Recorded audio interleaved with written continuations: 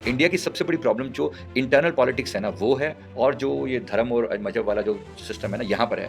हमारी प्रॉब्लम घर के अंदर है, बाहर बहुत कम है। पाकिस्तान चुप नहीं बैठेगा, ये हरकतें फिर करेगा। मार्च अप्रैल तक आने वाले 2026 में फिर से कुछ ना कुछ ऐसी हरकतें करेगा ये, और फिर उसकी मुंह की खाएगा बुरी तरह से, और जो होने वाला है वो बहुत ज्यादा खराब भी होने वाला है। लोग केदारनाथ की यात्रा पे जा रहे हैं, बसेस खाई में गिर जा रही हैं और लोग मर जा रहे हैं। मंदिर जाते टाइम, भगवान का नाम लेते टाइम तो किस पे भरोसा करें? लोगों के साथ प्रॉब्लम ये है ना, जैसे ही उनके जीवन में कोई कुछ घटना घटित होती है तो उसको एक्सप्लेन करने के लिए उनके पास सीधा कोई कारण नहीं है। भगवान दोषी है, एयरलाइन दोषी है, सरकार दोषी है। चलो मान लो सरकार दोषी है, सरकार के साथ यहाँ पर तो टोटल 140 करोड़ लोग हैं, यही 250 लोग क्यों मरे? आज सोचने की है ना, कुछ तो हुआ होगा ना। ट्रम्प जी जो है ना, ये अल्टीमेटली ये डिजास्टर की तरफ लेकर जा रहे हैं। दुनिया में जहां जहां भी कुछ लड़ाइयां हुई हैं, इन्होंने हमेशा दूसरे की चिता पर अपनी रोटी सेकी है। अब इसका टाइम है, दे हैव टू पे बैक। जो अननोइंगली हमसे पाप हो रहे हैं उसकी भी पनिशमेंट मिलेगी। कर्म देवी देवताओं तक को नहीं छोड़ता। आप सोचिए, श्री राम जी ने बाली को जब छुप कर मारा था, स्वयं भगवान होते हुए भी उनको उसका भुगतान करना पड़ा। उसके बाद फिर हम आपकी गिनती में आते हैं। कितने लोगों ने श्रीमद् भागवत गीता पढ़ी है? कोई जवाब देने वाला? जरा देखो, किसी ने रामचरितमानस पढ़ी है पूरी? तुम्हें कुछ भी नहीं पता, तुम किस बात के सनातनी हो? फिर जब सनातन को कोई अपनाने वाला ही नहीं है दिल से, तो सनातन का राइज कैसे होगा? सिद्धार्थ शुक्ला हो गए, शिफाली जरीवाला हो गई,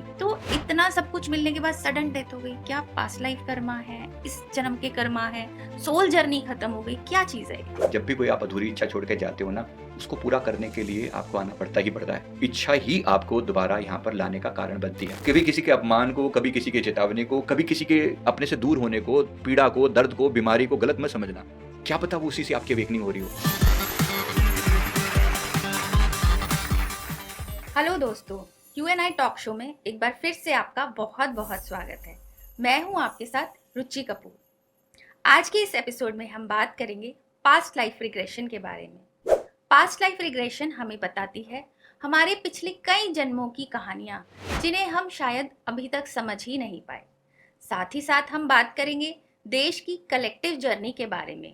नेचुरल डिजास्टर्स जो हुए, क्लाइमेटिक कंडीशंस चेंज हुई, और हमने अभी प्लेन क्रैश भी देखा। क्या ये भी पास्ट लाइफ से ही संबंधित हैं चीज़ें? और कुछ सेलिब्रिटीज़ के बारे में भी हम बात करेंगे। क्यों उनकी अनटाइमली डेथ हो गई, या क्यों उन्हें नेम सक्सेस मिला? इन सभी चीज़ों को डेप्थ में जानने के लिए आज हमने अपने स्टूडियो में बहुत ही स्पेशल गेस्ट को इनवाइट किया है, मिस्टर संजीव मलिक जी, जो एक मोटिवेशनल स्पीकर है, ऑथर है और पास्ट लाइफ रिग्रेशन थेरेपिस्ट हैं। तो आइए उनका स्वागत करते हैं। बहुत बहुत स्वागत है सर आज आपका हमारे आज के इस पॉडकास्ट में। सर, आपके बारे में बहुत सुना है मैंने कि आप पास्ट लाइफ रिग्रेशन थेरेपी करते हैं, और आपने पता नहीं अनगिनत लोगों की पास्ट लाइफ में उन्हें ले भी गए हैं और आपने देखी भी हैं। तो आज सबसे पहला क्वेश्चन मैं अपनी कंट्री, देश के बारे में जानना चाहूँगी। जैसे हमने देखा 2025 जब से शुरू हुआ है, कुछ ना कुछ बुरी खबरें हमें आ रही हैं। कहीं क्लाइमेटिक कंडीशंस के थ्रू, कहीं प्लेन क्रैश हो गया, अर्थक्वेक आ रहे हैं, फ्लड्स आ रहे हैं, बैक टू बैक बहुत ही बुरी खबरें आ रही हैं।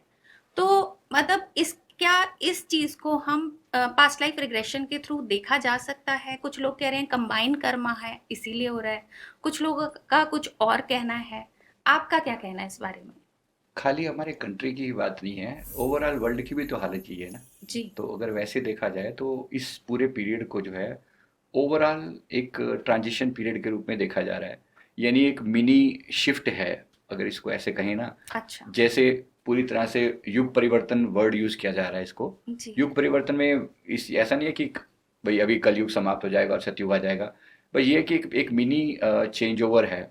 नॉर्मली ऐसा 5000 ईयर्स में होता है। जी। एक बड़ा चेंज होता है, कॉन्शियसनेस का शिफ्ट होता है। तो अच्छा। एक तो वैसा चेंज हो रहा है। आप देखिए 2020 की शुरुआत से ही सभी लोगों ने, पूरे वर्ल्ड ने जो है वो झेला है, कोविड का झेला है। उसके बाद से चीज़ें सामान्य नहीं रही, सब कुछ सेम नहीं रहा, तो बहुत कुछ बदला है उसके बाद से। तो ये इसमें दो तीन बातें इंक्लूड होती हैं। सबसे पहली चीज़ तो ये है कि इसमें कॉन्शियसनेस का शिफ्ट कहते हैं। इसका मतलब है कि बहुत से लोगों की स्पिरिचुअल अवेकनिंग यहाँ पर हो रही है। जी। तो जहाँ जहाँ इतना डिजास्टरस टाइम है, वहाँ पर अवेकनिंग का भी टाइम है। तो डिजास्टर भी है। डिजास्टर में क्या है कि हम देख रहे हैं कि दुनिया भर की नेचुरल कैलेमिटीज आ रही हैं, और आगे भी होता हुआ दिख रहा है। यानी यहाँ तक कि 2029-30 तक जाते जाते तो वर्ल्ड वार के बारे में बहुत ज़्यादा चांसेस हैं। अच्छा। अगर लोग नहीं सुधरे, अगर जी। ये बड़े बड़े कंट्रीज जो बैठे हुए हैं, जो टॉप लीडर्स बैठे हुए हैं, अगर इन्होंने चीज़ों को कंट्रोल नहीं किया तो पूरे चांसेस हैं वर्ल्ड वार होने के। क्योंकि अभी भी वॉर्स तो कहीं ना कहीं छिड़ी हुई हैं। राइट। राइट। तो ये वर्ल्ड वॉर में कन्वर्ट हो सकता बिल्कुल है। चांसेस हैं। अभी भी देखो ना, पूरा वर्ल्ड जो है दो गुटों में डिवाइडेड था अभी तक, है ना। जी। एक ये यूएस वाला पार्ट और यूरोपियंस वो वाला पार्ट था, हाँ वर्सेस एशियन करके। जी। अभी ये एक तरीके से जब से ये ट्रम्प ने जो टैरिफ वाला इशू शुरू किया है, उसके बाद ये से भी तो एक वॉर ही है ना, इकोनॉमिकल वॉर ही तो है। और राइट। ये वॉर भी कहीं ना कहीं बहुत ज़्यादा डिजास्टर क्रिएट करने वाली है। ये जो खुद को अपने आप को रिफॉर्मर कहता हुआ घूम रहे हैं ट्रम्प जी जो है ना, ये अल्टीमेटली ये डिजास्टर की तरफ लेकर जा रहे हैं। जी। मतलब जितना मुझे दिखाई पड़ता है कि अमेरिका और यूरोप का, ये अगर मैं कलेक्टिव कर्मा कहूँ तो यस, ये कर्मा का पेबैक करने का टाइम भी है। ओके। क्योंकि इन्होंने पूरे वर्ल्ड में, दुनिया में जहाँ जहाँ भी कुछ लड़ाइयाँ हुई हैं, इन्होंने हमेशा दूसरे की चिता पर अपनी रोटी सेकी है ना। ये करेक्ट। सारी दुनिया इस बात की गवाह है, कोई मैं बिल्कुल। अकेला नहीं कह रहा हूँ। जी जी। दुनिया में जहाँ कोई डिजास्टर हुआ है वहाँ पर हमेशा यूएस कहीं ना कहीं बीच में रहा ही है। हाँ और अब इसका टाइम है, दे हैव टू पे बैक। आप जितने लोगों को आपने दर्द दिया, जितने कंट्रीज को आपने दर्द दिया, हमेशा अपने हथियार बेचने के लिए जहां जहां लड़ाई करवाई है, अब टाइम है इनको पे बैक करने का। जी। मुझे ये दिख रहा है कि अल्टीमेटली इसका जो होने वाला है, पहली बात जो है, वर्ल्ड ऑर्डर विल चेंज। अच्छा। यूएस जो अपने आप को जो नंबर वन कहता रहा है, हाँ इट्स हाँ not going to be there forever, okay. Definitely not there. अभी भी तो थोड़े ही दिनों में आप देखना क्वेश्चन मार्क शुरू हो जाएगा कि they are no more number one. वो टेरिफ के बाद तो इंडिया की तरफ से भी होने लगा है। बिल्कुल होने लगा, जी। राइट। और दूसरी बात ये है कि पूरे वर्ल्ड का जो ओवरऑल जो जो माइंडसेट शिफ्ट हो रहा है ना, चाइना पर कोई भरोसा करता नहीं, अमेरिका ने कोई ऐसी हरकत करी नहीं किस पर भरोसा किया जा सके। बिल्कुल। बचा कौन? एकमात्र जो अथॉरिटी बचती है वो इंडिया है। इंडिया। कहीं ना कहीं लोगों को आज भी एक एहसास इनको समझ में आ रहा है, यूरोपियंस कंट्रीज को भी और यूएस को भी, कि भी इनका इनका जो वे है ना वो डिफरेंट है। हम किसी के उसमें दखल अंदाजी नहीं करते जब तक हमारे ऊपर कोई बात नहीं आती। अब बात हम पर आई है तो हम दिखाएंगे। वैसे मुझे दिख रहा है कि आने वाले समय में जो एक इसमें सैंक्शंस वगैरह लगाए गए हैं, इसको पूरा एकदम चेंज ओवर होगा यहाँ पर, और सेल्फ डिपेंडेंट इंडिया करके पूरी तरह से एक ड्राइव चलेगी अभी। ओके। और इसका रिजल्ट बहुत ही बेहतरीन निकलेगा। अरे वाह। और मत- ये मतलब कब तक आप इसको ये प्रिडिक्ट बस कर अब सकते होता ही हैं? देख तो शुरू करते हुए आप लगो क्योंकि गवर्नमेंट जो है हमारी बहुत प्रोएक्टिव है इस मामले में। जी। और ये प्रोएक्टिवनेस बहुत बड़ी बात होती है। सच आप में। चीज़ों के बाद भी रिएक्ट कर सकते हो, लेकिन जब होता है कि तैयारी पहले से, आपको पता है कुछ ना कुछ ऐसा होने के चांसेस हैं। हाँ और ये बात हमने मेरे अक्टूबर 2024 के प्रेडिक्शन में हमने बोले थी कि एनआरआईज के लिए बहुत डिफिकल्ट टाइम दिखाई दे रहा है हमें, और यूएस और इसका जो डिजास्टर का टाइम है ये वाला। अच्छा। और यूरोपियन कंट्रीज का भी आप देखोगे, अभी सारी चीज़ें डायरेक्टली नहीं दिख रही लेकिन इनडायरेक्टली बहुत कुछ हो रहा है वहाँ पर भी, जी जी जी। राइट। क्योंकि यूके के भी प्लेन क्रैश हुए हैं। यूके के प्लेन भी क्रैश हुए हैं, हाँ ओवरऑल यूके की इकोनॉमी भी क्रैश हुई है बुरी तरह से, जी और जी होती दिख भी रही है आगे चल के, जी। राइट। चलो प्लेन क्रैश वगैरह तो देखो वो हमारे हाथ में नहीं है, वो तो एक एक ऐसी घटना जिस पे कंट्रोल नहीं है। राइट। इकोनॉमी पे हमारा कंट्रोल है, कर्मास पे हमारा कंट्रोल है। जी। तो यहाँ जो मैं बात कर रहा हूँ, मेरा क्योंकि मैं पास्ट लाइफ में का मतलब मेरा सिर्फ कार्मिक रहता है कि कर्मा क्या गड़बड़ करी है इन्होंने, कर्म का जो हिसाब किताब है उसको कहीं ना कहीं तो देखना पड़ेगा। जी। इन यूरोपियन कंट्रीज ने भी पूरे वर्ल्ड को कहीं ना कहीं गुलाम बनाया ना अपना। वो सच गुलामी बात को है। जो आज जो इतने लोगों को जो पीड़ा दी, जो दर्द दिया, कहीं ना कहीं तो इनको भी मिलेगा। ये अपने जी अपने आप को बॉस मान के बैठे रहे कि हम तो बॉस हैं और तुम जो है lower class countries kind of ना, देयर एटीट्यूड तो उनका यही है ना। एशियन इंडिया के कंट्रीज के लिए बारे तो में यही हाँ एटीट्यूड एशियन है। Countries correct. तो ये इनको अभी समय आया है इनको रिवर्ट बैक करने का। और ये मैं आज ऑन कैमरा बोल रहा हूँ कि आप देखोगे कि यूएस का ओवरऑल, क्योंकि इसने कंट्रीज को तोड़ा है, दो कंट्रीज के बीच में या विद इन कंट्रीज ब्रेकअप किया है। अभी भी मोदी जी को मतलब हटाने के लिए एड़ी चोटी का जोर लगा रहे हैं ये, कि हट जाए किसी तरीके से और वापस वही गवर्नमेंट कोई आ जाए इनकी, वो जी। जो घटिया सी या जो जो थोड़ा लोअर सा सी जो कमजोरी जिस वाली है ना, पे रूल कर सके। हाँ, तो जिस पर ये रूल कर सके। यहाँ एक खड़ा हुआ है kind of a law India, जो आप जिससे पंगा ले रहे हो ना, वो जी। स्टैंड स्टिल होने वाली पर्सनैलिटी, ऐसे झुकने वाला पर्सन नहीं है वो। इसीलिए इनको बहुत तकलीफ हो रही है, और इसके लिए सब साम दाम दंड भेदे लगाने वाले लोग हैं कि किसी तरीके से इनको रास्ते से हटा दिया जाए। और मैं डेफिनेटली, मुझे ऐसा फील हो रहा है कि उनकी जान को खतरा है, मोदी जी की अच्छा। जान को लिए। जस ओके। वो कोई भी अटेम्प्ट कर सकते हैं। मोदी जी ने स्वयं भी तो इस बात को कहा है कि मुझे व्यक्तिगत रूप से इसकी बहुत बड़ी कीमत चुकानी पड़ेगी। आपने सुना होगा ये बात, व्यक्ति ये बट ये ऑन मैं कैमरा उन्होंने कनेक्ट बात। नहीं कर पाई। मुझे हाँ। लगा मे बी थोड़ा सा जैसे ये भी प्रिडिक्शंस आ रही थी कि मोदी जी शायद प्राइम मिनिस्टर के पद से हट जाएं 2029 से नहीं पहले। हटने वाले तो भी नहीं है। जी जी वो जी। एक अगला आगे जो होगा, लेकिन फिलहाल तो नहीं है ये। हाँ। आगे उनकी मर्जी है, 2027 के बाद उनकी मर्जी है। एक सर्टन में एज फैक्टर या थोड़ा सा हेल्थ को इश्यू लेके कुछ लग रही चीजें आगे लग रही हैं। जी। फिलहाल तो he is there and he is अच्छा। Standing still. हालांकि थोड़ी चीजें आएंगी, but this is the time for us to recover. आप देखेंगे थोड़ी टाइम में जो एमएसएमई होते हैं, मतलब जो जो जो मीडियम स्केल जो हाँ इंडस्ट्रीज होती है ना, जी। इनको बढ़ावा देने पर पूरा जोर दिया जाएगा। हाँ सेल्फ डिपेंडेंट, आत्मनिर्भर भारत 2.0, जैसे पहले भी चलाई थी उन्होंने एक ड्राइव, राइट। दोबारा चलाने का है कि दोबारा चलेगी। और अब एक्चुअली वो टाइम है जहाँ पर हम डिफरेंट डिफरेंट मार्केट तलाशेंगे। He is already doing that. आप देखो ना, जब से ब्रिक्स समिट हुआ है तब से लगातार ये प्रयास कर रहे हैं कि किसी तरीके से डॉलर से छुटकारा पाया जा सके। डी डॉलराइजेशन, ये वर्ड जो है ना हमने 2024 के एंड में यूज किया था कि थोड़े टाइम में आप डी डॉलराइजेशन के ऊपर कुछ चीजें होती हुई देखोगे, यानी डॉलर को रास्ते से हटाया जाए। और ये घटना लगातार हो रही है अभी। सर लेकिन जैसे अगर डॉलर हटता है तो हमारी इकोनॉमी को उससे कोई फर्क नहीं पड़ेगा? नहीं, हमें फर्क नहीं पड़ता, हम उसी को रास्ते तो निकाल रहे हैं। आप देखो दुनिया के इस समय भी लगभग 60+ कंट्रीज के साथ हमारा रुपये में ट्रेड होता है अभी भी। आपको देखो लगभग 60+ कंट्रीज जी के जी। साथ, तो इतने लोग तो हमारे साथ बात करने के लिए तैयार है ना। जरूरी है डॉलर को बीच में लेकर आना? मैंने आपको कुछ देना है तो मुझे डॉलर में कन्वर्ट करने की जरूरत क्या है? हर छोटे से छोटे ट्रांजैक्शन पर पैसा तो खा ही रहे हैं ना वो लोग। हाँ बिकॉज तो वो इस हाँ यूनिवर्सल करेंसी है डॉलर, राइट, तो हर जगह तो चलती है। जरूरत क्या है? जब हम दो लोगों के बीच में ट्रेड हो रहा है तो why do we bring dollar into picture? तो वो हो रहा है ना, डी डॉलराइजेशन के ऊपर लोग जी। कर रहे हैं प्रयास। यहीं से तो ट्रंप को आग लगी। और कहाँ ले, प्रॉब्लम क्या है? इसी बात की तो उसे तकलीफ है ना कि ये जी। जो इंडिया छोटा सा कंट्री, जो कल मुझे लगता था कि मेरा बच्चे की तरह से है, आज ये बाप हुआ जा रहा है। हाँ सच्चाई तो यही है ना। उसको तकलीफ किस बात की है? तकलीफ जी। इसी बात की है कि जो जो आज तक जिसके ऊपर हम ऐसे हुक्म चलाए, देखो अगर आप कंपेयर करके देखो personality of Manmohan Singh versus Narendra Modi, जमीन आसमान का फर्क है। कहाँ वो बंदा ऐसे झुक के मुंडी हमेशा नीचे रहने वाला, और कहाँ ये एकदम शेर की तरह दहाड़ने वाला। जो फर्क तो पता लगता है ना। सर यहाँ तो एक्शन पे रिएक्शन आता है, वहाँ तो बिल्कुल, आंसर ही नहीं आता आंसर ही था। नहीं आया करते थे, जी है ना। जी तो जी कुछ भी बोल दो, कुछ भी हड़का दो। 26/11 जब हमारे यहाँ पर हुआ था कि क्या क्या रिएक्शन हुआ था, जी। या फोड़ देते। अगर आज का समय होता तो आज के समय में घर में घुसकर मारने वाली जो अब बात तो है ये ना, सिंदूर ऑपरेशन रिसेंट राइट। अभी जो और किया अभी गया। आप एक बार फिर देखोगे ये घटना जो हमें आगे दिख रही है ना, अब ये पाकिस्तान चुप नहीं बैठेगा, ये हरकतें फिर करेगा। थोड़ी शय मिल गई है ना इसको, वहां से पावर मिल रही है थोड़ी जी सी। जी जी। ये या तो ये हमें जो दिख रहा है मार्च अप्रैल तक आने वाले 2026 में 2026 फिर से कुछ ना कुछ ऐसी हरकतें करेगा ये। अच्छा और फिर पाकिस्तान। हो सकता है कि फिर सिमिलर टाइप की फेट झेले।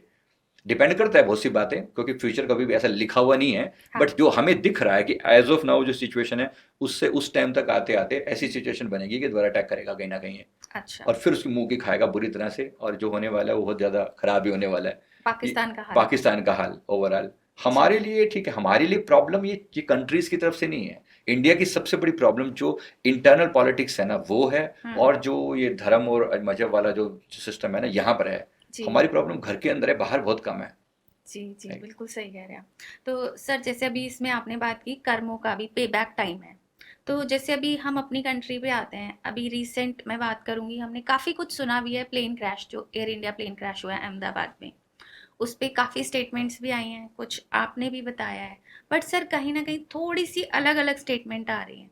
बट जैसे आप पास्ट लाइफ रिग्रेशन थेरेपिस्ट हैं, तो मतलब आप मुझे थोड़ा सा बताइए एक हमारे व्यूअर्स के लिए कि ये बोला जा रहा है वो कंबाइन कर्मा थे, उन लोगों को एक जगह इकट्ठा किया गया और इसलिए ये हुआ, तो क्या ये पॉसिबल है? और जो वहाँ पे इनोसेंट थे, इनोसेंट तो सारे ही थे, बट जो पढ़ने गए हुए थे और वो ऐसे प्रोफेशन में थे जिसमें उनको सेवा करनी थी, तो क्या उनके भी पास्ट लाइफ कर्मा इतने खराब थे कि वो बैठे बैठे खाना खाते हुए मतलब चले गए? कर्म तो ऐसे ही होते हैं। देखो आप कितने भी किसी व्यक्ति को आज का जो प्रेजेंट टाइम हम देखें और उसको पास्ट से कंपेयर करें तो बहुत फर्क है इन दोनों बातों में, है ना। आज हम कितने भी अच्छा कर रहे हैं, जरूरी तो नहीं कि हम पहले भी अच्छा करके आए हों। जी कर्म तो बहुत सारे होते हैं। मैंने जितना देखा है इसके बारे में, काफ़ी सारे कॉम्बिनेशंस हैं जो इसमें हुए हैं। मतलब मैं इसमें एग्जाम्पल के रूप में जो बता रहा हूँ, क्योंकि हमें अब डायरेक्ट, क्योंकि किसी की फोटो तो अवेलेबल थी नहीं, हमें सिर्फ एक नंबर दिखा, तो हमने सिर्फ एंजल से पूछा है ओके कि भाई क्या हुआ है यहाँ पर, एक्चुअली कितने लोग जो गए हैं। तो उसमें से कुछ कुछ लोगों को इकट्ठा करके उनकी कुछ जो कर्म है वो हमें दिखाए गए। जैसे एक अच्छा। ग्रुप ऑफ पीपल जिनकी जो शायद 80 या 90 रहे होंगे, अलग अलग स्थानों से चाहे बेशक आए लोग हमें दिखाया गया कि किसी समय में इन्होंने, एक ग्रुप ऑफ पीपल ने किसी दूसरे, जैसे उस समय गांव, दो गांव के बीच में या दो कबीलों के बीच में काइंड ऑफ वॉर जैसी स्थिति हुआ करती थी, आपस में अच्छा। लड़ाई। भाई एक जी जी। एक कबीले का कोई लड़का जो है किसी दूसरे कबीले की लड़की को भगा के ले गया, हमें ऐसा अच्छा। कुछ दिखाया गया। जी जी। तो वो जो दूसरे कबीले वाले हैं वो आके उन्होंने उन पर अटैक करने के लिए आए कि ऐसा तुमने, मतलब how dare you do that kind of. वो लड़ने के लिए आए, लेकिन घर पे कोई वहां पर वो लोग जो जो थे उनको रात हो गई, और वहां पर कोई वो जो लोग थे, तो उन्होंने फाइनली उन्होंने क्या किया, इन सब को, पूरे गांव को घेर कर अपना गुस्सा निकालने के लिए उन सबको घेर कर उनको आग लगा दी, जला डाला उनको। अच्छा। तो दे उनको करीब 300 200 300 400 लोगों को उन्होंने जला डाला वहीं पर। तो ये कर्मा इतना भयंकर था, भाई ठीक है, तुम्हारी दुश्मनी हो सकती है, एक लड़के ने तुम्हारे के साथ कुछ गलत हुआ तो एक व्यक्ति से निकालो ना, तुम्हें प्रॉब्लम है तो पूरे पूरे गांव को जला दिया। इतना गुस्सा तो ऐसी चीज होती है ना, गुस्सा सिर पे चढ़ा, ये नहीं पता करुण क्या कर रहा है, जी तो पूरे इतने सारे लोगों को मार डाला उन्होंने। अब ये कर्मा रिवर्ट बैक ऐसे ही करता है। आप सोचिए ना, कितने कुछ ही सेकंड के अंदर अंदर एक बंदा पूरा का पूरा पूरा एक खत्म। साथ जो है ना, तो आसान नहीं है सोच पाना। कर्म तो ऐसे ही होते हैं। जी, फैमिलीज खत्म हो गई, किसी के बच्चे खत्म हो गए, राइट। किसी की मतलब पेरेंट्स चले गए, तो कितना ट्रैजिक है और सोच के भी घबराहट होती है जिनके फैमिली मेंबर्स चले गए हैं। राइट। तो ये सबके ही कलेक्टिव कर्म होते हैं कि इतना, जैसे फैमिलीज गई हैं, सबके कर्म इतने खराब थे। बहुत बार ऐसा होता है ना, जैसे वो करने वाले भी तो कई बार कलेक्टिव हो सकते हैं ना, अलग अलग जन्मों जी में कुछ किया फिर बाद में इकट्ठे हो गए। एक जगह पर हमें ऐसा भी दिखाया गया है कि कुछ ग्रुप ऑफ पीपल, मतलब एक छोटा ग्रुप इनमें से, अब देखो 260 लोगों की बात है, सबका कर्मा बिल्कुल सेम नहीं होगा। बिल्कुल। कुछ कुछ पार्ट, कुछ इनका कुछ उनका कुछ उनका मिला के फाइनली सबका फेट एक ही टाइम पे एक ही स्थान पर इस तरीके से किया गया। प्रकृति तो प्रकृति ऐसी ना, आज हम कहीं पर भी बैठे हैं, कुदरत तो हमारे, जो हमारे कर्म तो हमारे साथ ही है ना। जी तो जो मैंने उसमें देखा कि दूसरा पार्ट ये भी था कि एक बार कुछ ग्रुप ऑफ पीपल ने एक स्त्री को, एक लेडी को जो कि बहुत ओल्ड टाइप की थी, उसके हस्बैंड नहीं थे, और उसको इन्होंने कि ये घर पे कुछ तंत्र मंत्र करती रहती है, इस टाइप के इल्जाम लगाकर, काइंड ऑफ विच क्राफ्ट को ऐसा कुछ नाम देके ना उसे, उस अकेली स्त्री को जला के मार डाला था। अरे बाप रे। ऐसे कर्म भी हैं। जी आप देखो, कर्म कई लोगों ने मिलकर एक के साथ इतना बुरा किया कि उसको पूरा ऐसे मनहूस टाइप घोषित करके और मार डाला। अब देखो, उसकी हाय तो लगती है ना कि तुमने मुझे मारा, प्रकृति छोड़ देगी तुम्हें? नेचर का जो रूल है, कर्मा का जो रूल है, वो रूल यही है ना कि जैसा करोगे वैसा भुगतान तो भुगतना पड़ेगा। जी अब समय आया कि कहीं से भी लोग बैठे हों, कहीं किसी भी कोने में रहे हों, एक पर्टिकुलर फ्लाइट ही पकड़नी थी उनको, उनको जाके एक जगह पर इकट्ठा कर दिया गया, कुदरत ने जी अपना हिसाब पूरा किया। तो बिना कारण के कुछ नहीं होता है, यहाँ पर कुछ भी नहीं होता। कोई हाँ कितना भी कर ले, यानी कि कुछ ऐसा नहीं है कि आउट ऑफ द वे परमात्मा ने सडनली, देखो हमें तो सडन ही दिखा सब कुछ, हाँ जी नहीं है, लेकिन डेफिनेटली कर्मा कंट्रोल करते हैं चीजों को। वाई मी, कुछ लोग बचे भी तो सही, हाँ। बचने एक वाले बचे भी फ्लाइट सही। रह गई और हाँ, एक जो बची गए वो तो वो मतलब बच गए ना, मिराकल है मिराकल सर। है ना, वो भी बड़ी हाँ। बात है। तो बट बचाने सर वाले इसमें ये बैठे भी हैं। कहा जा रहा है कि 11A नंबर सीट था और बहुत साल पहले भी जो बचा था प्लेन राइट। क्रैश में 11A वाला हाँ, ही था। 94 के अंदर कुछ हुआ था, 94 जी 96 जी में कुछ जी। क्रैश हुआ था, तब भी ऐसे ही तो वो था। उसका कर्मा ऐसा था कि वो उस सीट पे ही आके हाँ, ये भी बैठा। कमाल की बात है, ये भी कमाल की बात है, नेचर का अपना वो है ना। जी जी जी। मतलब ये सारा मतलब हमारा कर्मा है, डेफिनेटली बिना ये कर्म के फेट है। कुछ भी नहीं हो रहा, यानी अदरवाइज तो एक्सप्लेनेशन है ही नहीं ना इस बात की। जी जी आप जी। हजार चीजों के लिए किसी को भी दोषी कह सकते हैं। लोगों के साथ प्रॉब्लम ये है ना, जैसे ही उनके जीवन में कोई कुछ घटना घटित होती है, तो उसको एक्सप्लेन करने के लिए उनके पास सीधा कोई कारण नहीं है। हाँ है ना, भगवान दोषी है, एयरलाइन दोषी है, सरकार दोषी है, ऐसे आपको हर एक चीजें मिल जाएंगी। जी। बट वाई मी, अगर बात है कि चलो मान लो सरकार दोषी है, सरकार के साथ यहाँ पर तो टोटल 140 करोड़ लोग हैं, यही 260-50 लोग क्यों मरे? बात सोचने की है ना, कुछ तो जी हुआ होगा ना। जी। जो जब वाई मी की बात आती है तो वहां पर एक ही रिप्लाई है, कर्मा। हाँ क्या रहा होगा, मैंने आपको थोड़ा सा आइडिया दिया उसमें। जी जी जी। तो वही मतलब है, जो स्टूडेंट्स थे वही कहीं ना कहीं देखो उनका कहीं भी। ना कहीं ये तो है, अब आज हम प्रेजेंटली कुछ भी देखें, लेकिन कर्मा तो फिर कर्मा है ना, हम नहीं जानते क्या किया होगा एग्जैक्टली सबने। एक बेस आइडिया मैंने आपको बताया जैसा मुझे दिखाई जी दिया। जी जी, समझ गई मैं। इसी में एक हम ये देख रहे हैं कि उत्तराखंड साइड पे एवरी ईयर फ्लड्स आ रहे हैं, इतने आ रहे हैं बाढ़ की, घर के घर बह जा रहे हैं। तो वो भी सारा मतलब क्यों ऐसा कि उत्तराखंड ही?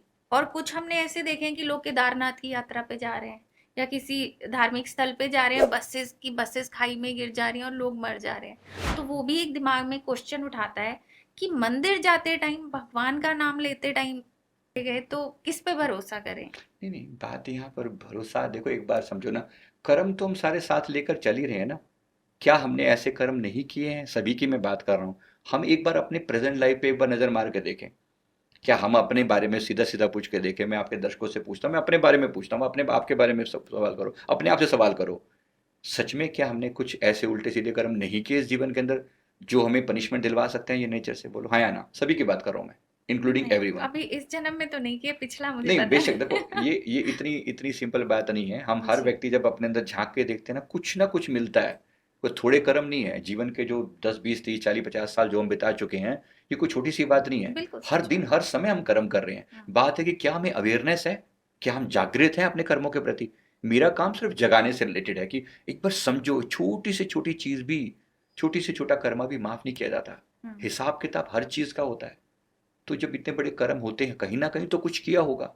मैंने अभी आपको एग्जाम्पल दिया, जैसे इतने लोगों ने मिलकर किसी स्त्री को मार डाला, हम्म, कुछ ऐसा, कर्म तो बहुत सारे हैं, बहुत जी, सारे हैं। अब बात है कि उसी जगह पर क्यों हो रहा है। बात ये हो रही है कि आप, आपका टाइम आ चुका है, आप कहीं पर भी हो। क्या लोग मंदिरों में नहीं मरते? हाँ क्या वही गुरुद्वारों में मतलब नहीं मरते? बड़ा मंदिरों में नहीं मरते? शॉकिंग होता है। इस मरना सबको, हर जगह पर कहीं ना कहीं मृत्यु तो अटल है। आप सोचो मैं यहाँ से छोड़ भाग के वहां चला जाऊं और वहां मैं बच जाऊंगा, ये मृत्यु का टाइम फिक्स है। मैं इसीलिए फिर पूछ रहा हूँ, आप खुद अपने सारे व्यक्ति अपने ऊपर नजर मार के देखें तो आपको इतने सारे कर्म मिलेंगे कि मैंने इतना कुछ कर रखा है। जाहिर सी बात है, हिसाब किताब कभी ना कभी तो देना होगा ना। अवेयरनेस बहुत जरूरी है यहाँ पर, जो मैं कह रहा हूँ ना, कर्मों के प्रति जागृति बहुत जरूरी है। आप कहीं पे भी बैठो, कर्म कहीं नहीं पीछा छोड़ता। मृत्यु जो है ना, कर्म देवी देवताओं तक को नहीं छोड़ता। आप सोचिए, श्री राम जी ने बाली को जब छुप कर मारा था, वो कर्म स्वयं भगवान होते हुए भी उनको उसका भुगतान करना पड़ा। वही बाली अगले जन्म में शिकारी बनकर आया, उन्होंने श्री कृष्ण जी के चरणों पे जो है ना बाण चलाया। बात सोचने की है, जब वो तक इस हिसाब में आते हैं, यानी धरती का नियम है, उसके बाद फिर हम आप किस गिनती में आते हैं? सच राइट। बात है। तो इससे भगवान या होना ना होना कोई मैटर नहीं करता यहाँ पर। ये सारा पास्ट लाइफ से चलता रहे, बट से जैसे अब ये कर्मा की बात करें, इसको हम कैसे जानें कि हमारे कितने पुराने जन्म का कर्मा है। मैं कहती हूँ मैंने इस जन्म में ऐसा कोई पाप नहीं किया कि मुझे इस तरीके की पनिशमेंट दी जाए, बट मैं कैसे पता करूँ कि कौन से जन्म का है, पिछले जन्म का है, क्यों पेंडिंग रह गया वो। नहीं, ये पता करने का कोई देखो सीधा तरीका कुछ नहीं है। बात ये कि आज आप सफरिंग में हो, आपको तकलीफ हो रही है, तो कुछ तो कभी ना कभी तो गड़बड़ करी होगी ना। इतना तो समझ में आता है। अब जी बात कौन से जन्म का है, मैं यहाँ बैठ के सीधी कैलकुलेशन तो नहीं बता हाँ, सकता, वो तो पास्ट है ना, लाइफ में सबका जाना अपना अपना पड़ेगा। खेल है वो तो। लेकिन ये पक्का है कि आप ब्लेम करना तो छोड़ो पहले। मैं जनरल बात कर रहा हूँ सभी को, जी जी। कि ब्लेम करना तो छोड़ो। कम से कम अभी क्या होता है ना, हे भगवान तूने मेरे साथ ऐसा क्यों किया। भगवान भी बेचारे बैठ के सोचते होंगे भी मैंने कौन सी गलती कर दी। जी नहीं, ही इज डन नथिंग। ये सिंपल सी बात है। एक कर्म का जो सिद्धांत है वो सीधा 1 to 1 है, दो आत्माओं के बीच का संबंध है। मैंने किसी को तकलीफ दी, मुझे घूम फिर के वो तकलीफ मिलनी ही मिलनी है, जी। चाहे वो कैसे भी करके मेरे सामने आएगी, लेकिन आएगी जरूर, है ना। आप सोचो, जैसे कोई भी कर्म मैं क्रिएट करके दे रहा हूँ। मैं जिस रूप, एक व्यक्ति का, एक डॉक्टर है हमारे पास, वो आए, वो डॉक्टर ने वो कहते हैं कि मैंने इस जीवन में, एक एमडी डॉक्टर होते हुए उनके लाइफ में इतना स्ट्रगल है। ही टोल्ड कि मेरे पास अभी भी पेशेंट के लिए मैं तरसता रहता, मेरे पास बंदे नहीं आके देते। अच्छा। जबकि बाकी दुनिया पे लाइनें लगी पड़ी होती हैं ना, मेरे पास पेशेंट नहीं आके देते। अब कर्मा देखो, हमने देखा कि एक जन्म पहले पहले कि ये तब भी एक वैद्य थे। अच्छा। आज जो डॉक्टर हैं पहले भी एक वैद्य थे। तो उस चीज़ में एक्सपर्ट भी थे, बहुत अच्छी एक्सपर्टीज थी, बहुत मेहनत की हुई थी।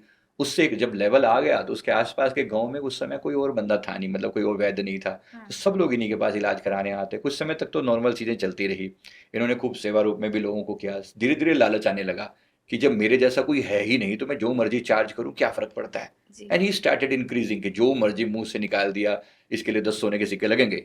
जो कि काम चांदी के या कांसे के सिक्के में भी हो जाया करता था, पहले वो सिक्के चलते थे इस टाइप के। तो उस समय भी इनकी मांग रहा करती थी ऐसे करके 10 सोने के सिक्के। बेचारा आदमी क्या करे, जो गरीब आदमी ऐसे कि सबके पास थोड़ी सोने के सिक्के पड़े हुए हैं।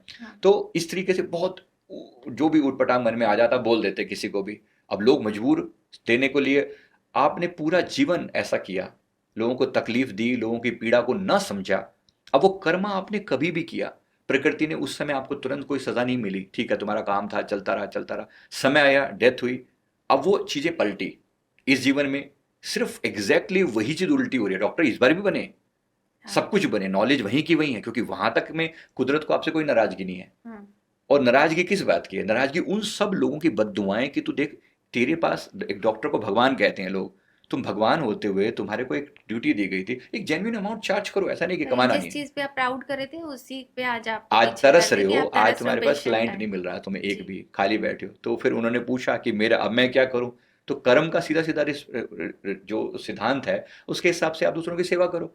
गलती करिए तो पहली बात तो माफी मांगो, जी है ना, परमात्मा से, नेचर से भी कहीं तो झुकना शुरू करो ना। अब मैं तो नॉलेजेबल हूँ, ठीक है, आप इस अकड़ में रह ही जाओगे तो वहीं के वहीं बैठे रहोगे। लेकिन जब झुकना शुरू करोगे तो नेचर आपके लिए रास्ते खोलेगी। इन्होंने फिर झुकना शुरू किया, इन्होंने कहा कि ठीक है, हफ्ते में एक दिन के लिए मैं अपनी सेवाएं फ्री में दूंगा। अच्छा जी। जहां पे भी आपने शुरुआत करी सेवा की, मतलब you have to learn the law of giving.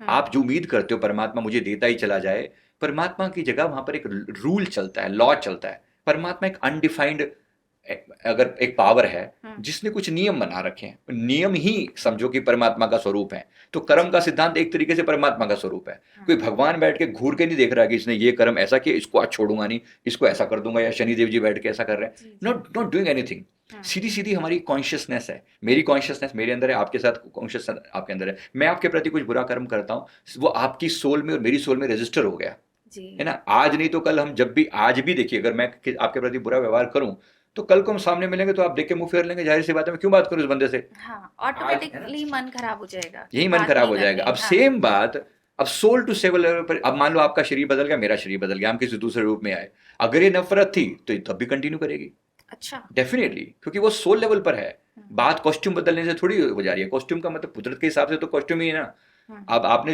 एक चेहरा बदल लिया, रूप बदल लिया, केवल फेस चेंज करके आ गए, तो ये थोड़ी है कि आपके वो कर्म बदल गए। बट सर ये हम कितने जन्म तक कैरी कर सकते हैं? अनफिनाइट, जब तक आप उस कर्म की लर्निंग पूरी नहीं कर लेते। अच्छा, यहाँ जो खेल है वो लर्निंग का है। हाँ, देखो कोई भी चीज, अब इनके लिए लर्निंग क्या थी, सोचो, डॉक्टर बनने तक कोई प्रॉब्लम नहीं है नेचर को। प्रॉब्लम कहाँ शुरू हुई, जब इन्होंने ईगोइस्टिक होना शुरू किया, जब इन्होंने देना कम करके सिर्फ लालच को जोड़ दिया। हाँ, अब ये कर्म बन गया ना, अब कब तक चलेगा, जब तक ये लर्न नहीं कर लेते, सीख नहीं जाते, है ना। अब इसी जीवन में सीख गए तो बात खत्म हो गई, तो यहीं से यहीं पे बात खत्म हो गई। जब तक वो लर्निंग नहीं लेगा, बंदा बार बार आता रहेगा। मेरे पास एक पिता पुत्र का एक एग्जाम्पल आया था, बाप और बेटा साथ में है। जी, जी, उनका ये था कि दोनों अलग अलग काउंसलिंग करने के लिए बैठे, जनकपुर के ऑफिस में ही थे, हम बैठे तो बेचारे इतने, मतलब मन इतने पिता मेरे को अलग से ले जाके बोल रहे हैं, पता नहीं क्यों मेरा दिल करता है इसको जान से मार डालो उसको। ये अच्छा, बाप अपने बेटे के लिए बोल रहा है, और बेटा भी अपने बाप के लिए बोलता है कि मेरे बाप ना होता ना, इसको मैं पता नहीं क्या कर देता। ओ गॉड, अभी आपस में इतना, मैंने देखा भी कर्मा क्या, ऐसा क्या बुरा है। तो ये पता लगा कि 7 जन्म पहले का इनका कुछ कर्मा है। हाँ, 7 जन्म पहले इनमें से एक जो था वो किसी काइंड ऑफ ए मिनिस्ट्रियल उसमें था, और एक जो था वो साहूकार था, मतलब जैसे किसानी करने वाला बंदा। हाँ, तो जबकि किसानी का तो मिनिस्टेरियल का मतलब जैसे टैक्सेशन ऑफिसर समझ लो। जी, जी, तो वो हर बार जब भी फसल पकती तो वो अब टैक्स लेने के लिए आ जाता, अभी अपना ये 2 बोरी अनाज की तुम्हारी टैक्स में चली गई। तो ये चलने के लिए एक बार कोई फसल हुई ही नहीं, सारी सूखा पड़ा और सब फसल खत्म हो गई। अब गवर्नमेंट को समझना चाहिए, वहां के राजा को समझना चाहिए, नहीं मेरे को इन्होंने इसको अपॉइंट कर रखा था, बजाय समझने के उसने कहा मेरे को तो टैक्स चाहिए चाहिए, जो मर्जी हो जाए, तुम अपना घर बेचो बाहर बेचो, मुझे नहीं पता, मुझे तो अपने बॉस को यानी कि राजा को जाके दिखाना है कि मैंने टैक्स वसूल टैक्स, करके लाया हूँ। And he did that. अब देखो वही वाली बात है, जहां पर आप इंसानियत लूज करोगे, हाँ, जहां पर आप मानवता का धर्म को छोड़ोगे, वहां पर तकलीफ होगी। इन्होंने जबरदस्ती, इनका घर बार बिकने पर आ गया, जी, जब पूरी कोई फसल नहीं थी उसके बावजूद भी इन्होंने उससे टैक्स वसूल करके अपना घर भरा, हाँ, यानी कि गवर्नमेंट को जो भी जमा कराया टैक्स। कितने दर्द हुआ, कितनी तकलीफ हुई, पूरा का पूरा परिवार जो है रोड पर आ गया। उसके बावजूद भी वो बंदा खड़ा हुआ, फिर उसने फिर मेहनत करी थोड़ी सी, लेकिन फिर वो जब थोड़े लेवल पर आया, लास्ट में फिर सूखा पड़ गया। सूखा तो पहले बड़ी कॉमन बात हुआ करती जी, थी। जी, तो फिर उसके बाद फिर उसको वही सेम टाइप 2 बार ऐसा हुआ, उसके बाद तो इतनी तकलीफ हुई, फिर इसकी मृत्यु ही होगी, मर गया ये, मन में ग्रज लेकर मरा कि तूने मेरे परिवार को ऐसे भूखा मरवाया, तुझे मैं तेरे साथ, छोड़ूंगा नहीं। अब उसी के घर में पैदा हुआ, दोनों उस जीवन में पैदा। उसके बाद फिर मैंने देखा कि सांप और नेवला बन के इनका एक जन्म हुआ। ओ, एक जन्म ऐसा हुआ जहां पर ये जी, सांप और नेवला के रूप में थे, और पूरा जीवन लड़ते रहे जब तक एक दूसरे को मार के खत्म नहीं कर दिया। उसने उसको मार डाला, वो उसको। इसी प्रकार 7 जन्मों से इनकी लड़ाई चली रही। आपने पूछा ना कब खत्म होगा ये, जी, जी, कब खत्म होगा, जब इनकी लर्निंग कंप्लीट होगी। तो ओके, ग्रज भरा हुआ है, एक दूसरे के प्रति नफरत भरी हुई है, मैं तुम्हें मार दूं तुम मुझे मार दो, मैं तुम्हें मार दूं तुम मुझे मार दो। ये खेल कब तक चलेगा, जब तक दोनों सीख नहीं जाएंगे। एक व्यक्ति कम से कम माफ तो करे ना, हाँ, ठीक है, दूसरा नहीं समझ में आ रहा, तुम्हें तो समझ में आ रही है, जी, कम जी, से कम नेचर से माफी मांगो, प्रकृति से माफी मांगो, परमात्मा से माफी मांगो कि जी गलती होगी, क्षमा करो। तो जैसे आपके पास आए तो उन्होंने अपना पास्ट लाइफ देखा, तो उन्होंने उसको किया, मतलब कंसोल देखो या देखा, माफी मांगी? देखो देखने का, अब रियलाइज करने की बात है, हाँ, रियलाइज करने की कितना है। हमारा काम है कि हम एक एज ए डॉक्टर या एज ए थेरेपिस्ट हम उसको दिखा सकते हैं कि देखो ये अब आगे तुम्हारे पर माफी मांगने पर डिपेंड करता है। आपने बता दिया, हाँ डेफिनेटली बताया, उनको बिठा के दोनों को अलग अलग कंसल्ट किया, समझाया भी सी कि अगर तुमने अभी भी माफी नहीं मांगी तो अगले कई जन्मों तक तुम्हारा ये तमाशा कभी खत्म नहीं होगा। तो लड़ना है तो लड़ते रहो। इसमें से वो कौन था जिसने टैक्स वसूला था? फादर? वो अभी फिलहाल कौन था, क्योंकि 7 जन्म हो गए ना, वो तो रिवर्स वो नहीं करते पता गए, चला, वो अच्छा, इतना वो फर्क नहीं पता चलता जो भी था। जी, बात है कि दुश्मनी तो है ना, हाँ, इतनी ज्यादा दुश्मनी कि बस मरने मारने को उतारू है। यही खेल चलता रहता है। ऐसा ही एक दूसरा केस आया, उसमें एक साहूकार ने ऐसे दूसरे मतलब परिवार को, जैसे किसी किसान की ना सूदखोरी करते थे पहले लोग, जी भाई जी। पैसा दे दिया ब्याज पे और उसके और बाद वो उसको हार वसूल लेते करने के रहते। लिए जो है जी उनके पास पैसा था नहीं। किसान बेचारा, किसान तो सारा डिपेंड करता है नेचर के ऊपर, नेचर ने बारिश नहीं हुई, कोई सूखा पड़ गया या कोई दिक्कत आ गई, उन्होंने ऐसा पूरे परिवार को इतनी बुरी तरह से, जो गुंडे टाइप के लोग रखे हुए थे उनको भेज के सारा घर बार जो है ना बर्बाद कर दिया।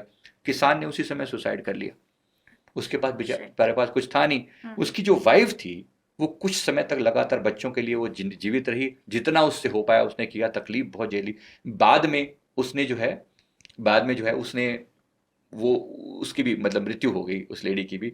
मरते मरते मन में ये भाव था कि तुझे छोड़ूंगी नहीं, तूने मेरे पूरा घर बर्बाद किया।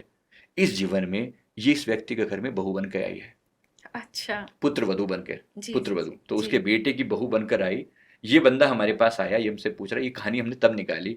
तो उसने कहा कि ये आके अपनी कहानी बता रहा है, कहते जब से मेरी पुत्र वधू घर पे आई है ना, हमारा घर बर्बाद हुआ पड़ा है। इतनी चालाक है, इतनी स्मार्ट है वो, कि मेरे पूरा घर की प्रॉपर्टी के पेपर ऊपर अपने नाम कर लिए हैं, कुछ झूठ वूठ बोल के। और मेरी उसकी उसी गम में जो है मेरी पत्नी चल बसी, और अब मैं दुखी हूँ। इनकी एज रही होगी कुछ 65 के आसपास की। वो जब से बहू घर पे आई है, ये है। तब हमने जब इसकी स्टोरी सुनी इनकी, पीछे हुआ क्या था, this is what we came to know. Oh God. अब देखो वो लेडी क्या गलत कर रही है, उसके मन में जो ग्रज भरा पड़ा है, जो गुस्सा भरा पड़ा है, वो गुस्सा निकाल रही है। आज हमें लग रहा है कि हमारा ये रिश्तेदार हमारे प्रति इतना इतना दुख, इतना हमें परेशान क्यों कर रहा है, इतना दर्द क्यों दे रहा है। डेफिनेटली हमने दर्द दिया होगा। तो वो सोल अपना वो वो बदला सोल ले अपना रही है, बदला, हिसाब किताब पूरा कर रही क्योंकि है। सोल नहीं भूल पाएगी। बिल्कुल नहीं भूल पाएगी। सोल के ऊपर जो इंप्रेशन पड़े हुए हैं, मैंने वही कहा ना, देखो एक कॉस्ट्यूम चेंज कर लेने से थोड़ी हो जाता है। आप और मैं डिफरेंट कपड़े पहनकर आ जाएं, नफरत थोड़ी खत्म हो जाएगी। जी नफरत वही है, प्यार वही है। बस यही खेल है, सिर्फ कुदरत के लिए कपड़े बदलने जैसा ही जी है ना। जी। बाकी तो हमें लगता है कि हमारे लिए, क्योंकि दिमाग रीसेट हो जाता है, जीरो पे चला जाता है, हमें याद नहीं आती। तो प्रकृति ने एक रास्ता भी तो दिया ही है ना, पता लगाने का, कि भाई ऐसे पॉसिबल है कि आप पास्ट लाइफ देख के कुछ तो पता लगा सकते हो, और जी। उसको कर्मा को रीसेट करो, जीरो करो। तो ये रीसेट हो जाता है, सपोज मैं देखती हूँ पास्ट लाइफ और मेरी कुछ पास्ट लाइफ कर्मा है जिसकी वजह से मुझे इस जन्म में दुख मिल रहा है, तो हम वो पास्ट लाइफ में जाके रीसेट कर सकते हैं, उनको खत्म कर सकते हैं। देखो रीसेट तो आपको आज ही करना पड़ेगा, इस जीवन में ही करना पड़ेगा। वहां तो आप जान रहे हो, समझ रहे हो हाँ। कि इस व्यक्ति के साथ मेरा कर्मा ऐसा है, ये मुझे तकलीफ दे रहा है, मुझे इसके साथ कर्मा ये है। रीसेट तो आपको अभी भी करना ही पड़ेगा ना, तो झेलना तो अभी पड़ेगा ना जैसे भी। मतलब मेरा पूछने का मतलब है, जैसे वहां से हमें सॉल्यूशन मिलता है हाँ। या हम अपने आप उस सॉल्यूशन को ढूंढते नहीं, हैं सोल्यूशन आपको बताया जाएगा। कि ये ऐसा मतलब ये ना समझ हो। में आ गया ना। देखो आप इतना समझो ना, जब आपको ये पता चल गया मेरी मिस्टेक क्या है, इतने तो हम बेवकूफ नहीं है कि सोल्यूशन निकालने के लिए हमें क्यों और जाना जी। पड़ेगा। इट्स जस्ट ए लर्निंग, हाँ। Just a learning. और इतनी प्रैक्टिकल बात है कि इसमें कोई दूसरी बात वो करने, मतलब दूसरा कोई और वे आउट नहीं है ना। लर्निंग क्या है, डॉक्टर का मैंने आपको एग्जाम्पल दिया, सीधी सीधी लर्निंग समझ में आ गई ना कि हाँ, मैंने गलती कहाँ जानते करी शुरू थी। कर दी। अब वो अपने आप ही करेगा इस बात को, तो उपाय उसके साथ ही समझ में आने लगता लेकिन है। जैसे अभी आपने बहू की बात बताई, तो क्या एक सॉरी बोल देने से वो कर्मा कट नहीं, जाएगा? बात सॉरी की नहीं है। देखो यह आत्मा गुस्से से भरी पड़ी है, क्योंकि तुमने बहुत तकलीफ दी थी उसे। हाँ, मैं तभी अब यहाँ पूछा। पर खाली सॉरी की नहीं होती, अब ये सॉरी भी लंबे समय तक करना पड़ेगा। इसको हम एक प्रेयर के रूप में बोलते हैं, होपोनोपोनो प्रेयर। अच्छा 4 लाइन की प्रेयर होते हैं, I am sorry, please forgive me, thank you and I love you. ये उनकी अच्छा। सोल के प्रति आप बार बार बार बार इंटेंशन डालो कि तुम्हारी मेरे प्रति जो नफरत है ना वो खत्म हो जाए। दूसरी बात, आप भगवान से प्रार्थना भी करते हो कि भाई चलो मैं नहीं कर सकता, मेरे भोले बाबा मुझ पर कृपा करें, कि मैं आपका नाम का जाप करता हूँ और प्रार्थना करता हूँ कि भाई इसके मन में मेरे प्रति नफरत खत्म करो। तो अच्छा। आप इंटेंशन भेजते हो, अपने भाव भेजते हो, बार बार माफी माफी माफी माफी माफी। अभी तक क्या था ना, उसने आपको देखकर एक ही चीज डाली थी, नफरत नफरत नफरत, बदला बदला बदला बदला। अब बदला एक आग की तरह से है, उस आग के ऊपर आप अगर घी डालोगे तो और बढ़ेगा, और पानी डालोगे तो घटेगा। तो जी। पानी क्या है यहाँ पर, धीरे धीरे करके शांत होगी। जब आप माफी प्रार्थना करते हो तो धीरे धीरे करके शांति मिलती है। फिर आप व्यवहारिक रूप में भी ऐसा करो, जैसे अभी है कि ये गुस्से से भरा, मेरी बहू ऐसी, मेरी बहू वैसी, हाँ, सबके आगे उसकी पोल खोल, मतलब एक तरीके से उसके बारे में बुराई करे गलत किए बोल। जा रहा है। हाँ, जब समझ में आया कि मेरी मिस्टेक कहाँ पर है, मैंने भी इसको ऐसे तकलीफ दी थी, अब कम से कम ये बुरा नहीं बिहेव करेगा। इंटेंशंस अच्छी रखनी इंटेंशन पॉजिटिव रख के जब बात करेगा तो चीजें वहां भी बदलनी शुरू हो जाएंगी। है। जी। समझने की बात है ना कि आप कहाँ से चेंज होने के लिए। तो कर्म एक प्रैक्टिकल अप्रोच है। मैं आपको कोई कहानियां नहीं सुना रहा हूँ, मैं आपकी जिंदगी से जुड़ी हुई आपको एक सच्चाई बता रहा हूँ, जो हो सकता है आपको अभी समझ में नहीं आ रही, लेकिन ये पता लगता है कि इस कारण से, क्योंकि जब आप कर्म देखते हो तो आपको बहुत सारे फैक्ट खुद में समझ में आते हैं। अच्छा, तभी मैं कहूँ मतलब आप ऐसे रियलाइज करते हो कि इस बंदे को देख के मुझे ऐसा क्यों फील होता है, या ऐसा जानते क्यों हैं। लगता है, या ये क्यों होता हाँ, है। हाँ। बहुत सी बातें आपके सपनों में होती हैं, बहुत सी बातें ऐसी समझ में आती हैं। एक लेडी जो है हमारे पास आई, उसने कहा कि मुझे ना ऐसे हाथों में यहाँ पर ऐसे लगता है जैसे मेरे मेरे हाथों पे ना ऐसे आरी लग रही है, कट रहे हैं मेरे हाथ यहाँ से, और ओके। उसके स्किन पे भी ऐसे पैचेस पड़े होते हैं, कहा यहाँ पे ऐसे लगता है ऐसे कट पड़े हों, और सारे शरीर जैसा पेन करता है, ऐसा दुखता है, और संघर्ष पैसे का ऐसा कि पूछो मत, अपना घर बार सब बिक चुका है, बुरी बुरी तरह से वो लेडी बड़े टॉर्चर में थी। जी। हमने देखा कि लास्ट लास्ट बर्थ में ये लेडी गोवा में किसी जगह पर, जो ये भिखारी है ना, भिखारी का एक रैकेट चलाती थी, को बंदों को पकड़ा जो गरीब से टाइप के लोग आज तुम्हारे को नौकरी देते हैं, इस टाइप का ओह। कह के उनको ले गए साइड में, उनको जाके उनके हाथ पैर कटवा देती थी। तो उसने हमने देखा कि वो कट कह रही काट दो उसके, ऐसे काट दो, ऐसे मतलब गुस्से में शी इज शाउटिंग, कर दो उसके हाथ पैर काट दो, और वो बंदा खड़ा हुआ उसके हाथ काट के उसको भिखारी बना दिया उसको, अरे वो बाप बेचारा रे। बेचारा भीख मांग रहा है, सारा जीवन वो भिक्षा मांगते हुए उसकी हम्म। बीती है वहां पर, कितना दर्द हुआ होगा। वो सारे दर्द का कारण कौन थी? यही लेडी थी। और उस जीवन में ये पूरा रैकेट चलाती थी, इस जीवन में लिटरली भीख मांगने वाली हालत है, बिल्कुल वर्ड टू वर्ड उसने यही बातें कहा कि वैसे लग रहा है जैसे मैं भीख मांगने के लिए बनी, मुझे ऐसा लगता है, और मुझे बार बार दिखता है मेरे हाथों पे कोई जो है ना आरी चला रहा है, कोई तेज धार चाकू से मेरे हाथों को काट रहा है। उसने दिखाया ऐसे हाथ पे स्क्रैचेस लगे होते थे, ओह पता नहीं गॉड। कैसा अजीब सा खेल, मतलब हाँ। आज के टाइम में देखे तो आप कोई डॉक्टर एक्सप्लेन नहीं हमें कर सकता कि हाँ, ऐसे कट क्यों लगे हुए हैं हाथ के नहीं तो ऊपर। लगे कोई भूत प्रेत का साया हाँ, है मतलब कुछ कोई कुछ ऐसी भी मान चीजें, सकता ब्लैक था, मैजिक। हाँ। लेकिन वो फील करती, सपना आता था बार बार जैसे मेरे हाथों पैरों को कोई काट रहा है, और पैर भी ऐसे ही सेम, हम्म। और यही करती थी वो।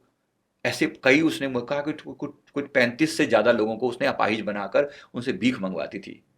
अब देखो प्रकृति छोड़ेगी क्या? बिल्कुल। हमें लगता है जब हिसाब किताब, आज आप किसी व्यक्ति के दुख को देखकर, आज आपकी दयनीय हालत देखकर आपको समझ में आएगी यार कितना इंसान, भगवान अब ये भगवान के सामने भी पहुंच जाए तो क्या ये माफ कर दी जाएगी? नहीं नहीं, कोई माफी नहीं है यहाँ पर, कोई माफी बिल्कुल, नहीं है, और इस सिंपल चीज की सी। होनी भी नहीं चाहिए। नहीं होनी तो बिल्कुल। चाहिए, ये मत कहो, होनी नहीं जरूर मतलब चाहिए। एटलीस्ट एक बार पनिशमेंट मिलनी चाहिए और हाँ, समझ पनिशमेंट आना जरूर मिलनी चाहिए चाहिए। कि भाई क्या किया है। परमात्मा किसी को भी छोटे से छोटा कर्म, बड़े से बड़ा कर्म, अभी कुछ दिन पहले का ही हमने देखा किसी का, कोई 4-5 दिन हुआ इस बात को, वो बंदा जो है बोलता है कि मेरे को काम का ना क्रेडिट नहीं मिलता, मैं ऑफिस में काम मैं करता हूँ, मेरा बॉस कोई कभी ये कभी वो सब अपने मेरे नाम पे ना, मतलब दुकान इन सबकी चल रही है, मेहनत मैं कर रहा हूँ, हार्डवर्क सबसे क्रेडिट ज़्यादा मैं लेके कर रहा जा हूँ, रहे हैं। क्रेडिट कोई और ले रहा है। हम्म। आप में के आपके जो क्लाइंट्स हैं, आपके जो व्यूअर्स हैं, इनको भी कहीं ना कहीं मैं कहना चाहता हूँ, जरूर ऐसे बहुत से लोगों को बहुत तकलीफें लोगों के होती हैं, साथ होता है ये वाला। आपके पास इतनी सारी चीज़ें होंगी ना हाँ। कि लोगों के सवाल भी तो आएंगे ना कि मेरे जीवन में ऐसा हो रहा है तो क्या मैंने क्या किया होगा।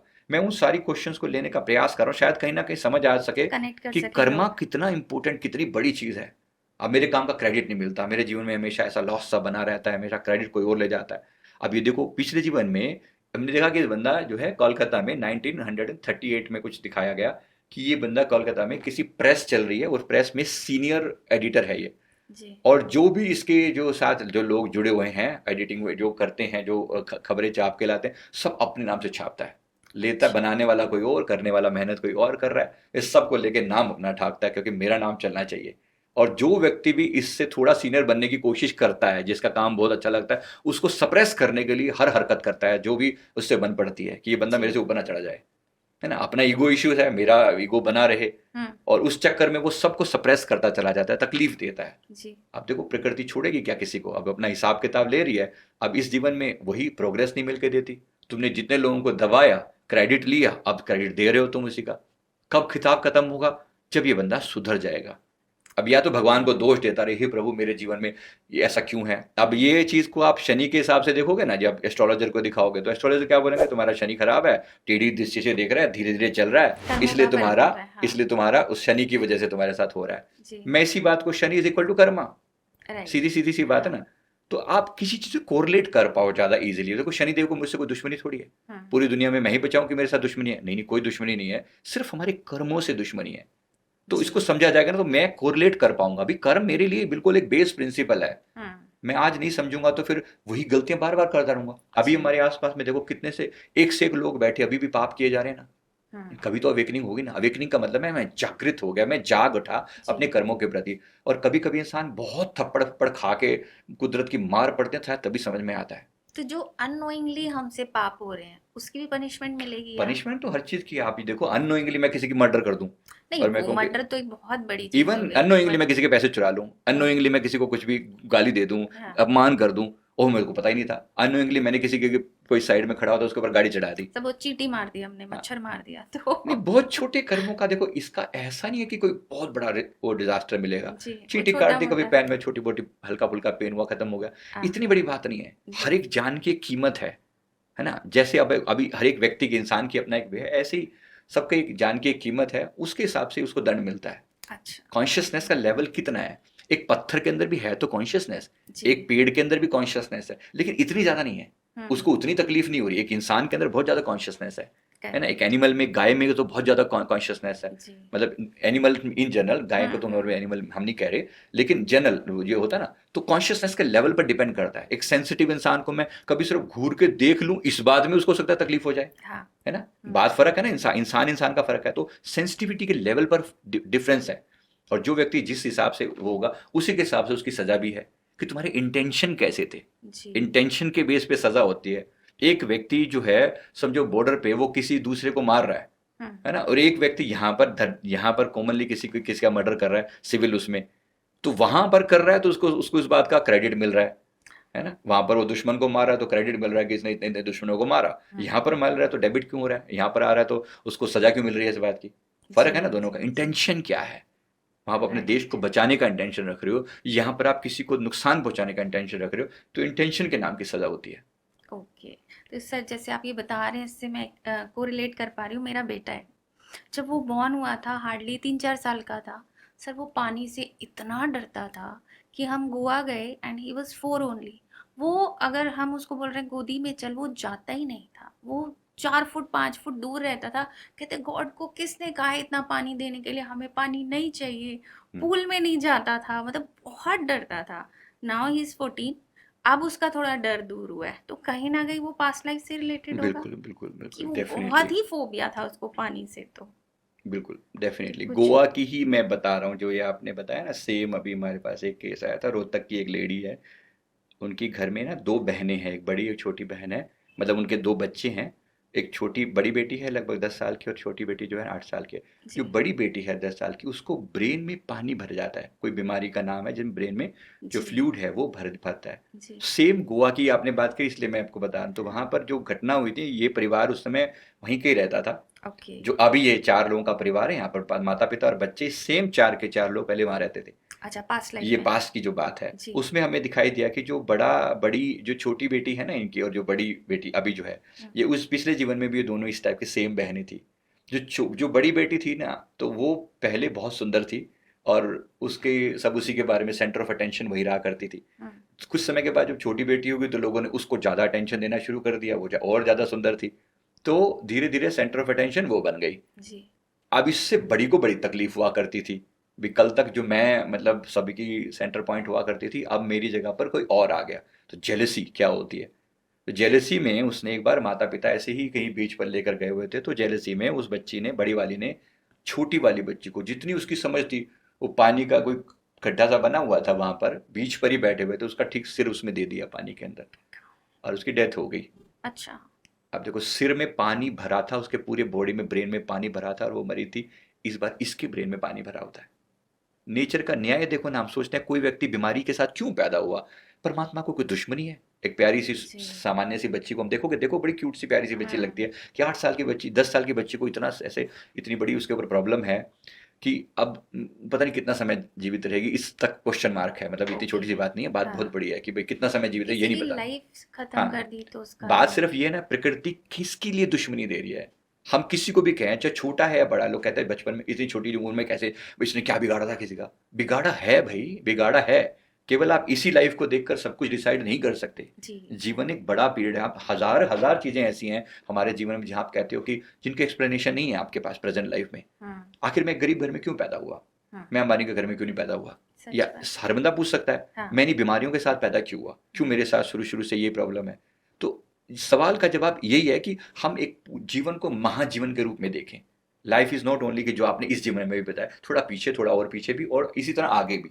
तो एक महाजीवन है, जिसमें हम एक यात्रा पर निकले हैं, लर्निंग के लिए निकले हैं। और उस लर्निंग में हम जब तक अपनी पूरी चीज़ों को टिक मार्क नहीं कर लेंगे कि हाँ मैंने ये सीख लिया, हाँ मैंने ये सीख लिया, हाँ मैं प्रेम से रहता हूँ, कैसी भी स्थिति आए मैं ईमानदारी से का रास्ता नहीं छोड़ता, है ना, लालच दिया जाए, कुछ भी दिया जाए, जब आप ये लर्निंग ले रहे हो, तो जाहिर सी बात है नेचर आप पर प्रसन्न होती है। तो जो लोग तरक्की करके ऊंचे ऊंचे बढ़ रहे हैं ना आपसे, डेफिनेटली उन्होंने आपसे ज़्यादा लर्निंग ले ली है। ओके। ये प्रैक्टिकल बात है। जो व्यक्ति भी आज आपसे ज़्यादा कमा रहा है, आपसे ज़्यादा स्मार्ट है, आपसे ज़्यादा सुंदर है, आपसे ज़्यादा किसी भी फील्ड में अच्छा परफॉर्म कर रहा है, डेफिनेटली उन्होंने उस फील्ड की, उस चीज़ की, उस लर्निंग को कंप्लीट कर लिया है। और जो अच्छा। करता चला जाएगा वो उतना उतना बढ़ता चला जाएगा। जी। आज जो टॉप लेवल के लीडर्स बैठे हुए हैं या जो भी अपने अपने फील्ड के मास्टर बैठे हुए हैं, विराट कोहली जी के बारे में मैंने बताया था, है ना, इनका मैंने एक पास्ट लाइफ में इनका देखा था कि शायद क्योंकि लोग कोरिलेट कर पाएंगे क्योंकि बहुत जी, ज़्यादा हाँ। कि बंदा जो आज इतना ज़्यादा, एक तो उनके भक्ति भाव जो है ना कितना एक सुनने में एकदम से चेंज चेंज हुआ, वो कहाँ से आया। किसी ने सवाल किया था कि चेंज ओवर कैसे हुआ, तो मैंने देखा कि चेंज ओवर कोई सडन नहीं है। 13th सेंचुरी में इनका एक जन्म जो है एक फिलोसोफर के रूप में हुआ था। ओके। इंडिया में ही फिलोसोफर के रूप में इनका एक जन्म हुआ था, जहाँ पर ये बहुत अच्छे मतलब फिलोसफिकल बातें, अद्वैत वेदांत की बातें करते थे, शंकराचार्य जी को फॉलो किया करते थे। अच्छा। और उस समय इन्होंने शंकराचार्य जी के जो उपदेश थे, अहम ब्रह्मास्मि वगैरह, इनके ऊपर बहुत चिंतन किया हुआ है। जी, तो जी। खूब इसकी कुछ भाषाओं की टीकाएं भी इन्होंने लिखी थी। हम्म। फिर इनका एक जन्म जो हुआ था उसी टाइप के एक मतलब एक राजा के रूप में हुआ, राजस्थान में लोकल किंग, छोटे लेवल के किंग थे। लेकिन ये बहुत दान पुण्य में बहुत ज़्यादा विश्वास था, इनके दर से कोई खाली ना जाए ये इनका मेक श्योर किया करते थे। अच्छा। देखो जो व्यक्ति जिस लेवल पर भी बैठा है और अपनी ड्यूटीज को बाखूबी निभा रहा है, कुदरत के नियमों का पालन कर रहा है, कर्म के ला के हिसाब से दूसरों को दे रहा है ना, जितना देगा मल्टीप्लाई होकर लौट कर आएगा। जी। अब देगा, सुख देगा तो वो लौट के आएगा, दुख देगा तो वो लौट के आएगा। दुख की मैंने आपको इतनी सारी स्टोरी बताई, यहाँ सुख की जी। स्टोरी भी सुनो, है ना। सुख इन्होंने बांटा खूब लोगों को, जो उनसे हो पड़ा, मेरे पास कोई आए और खाली ना जाए।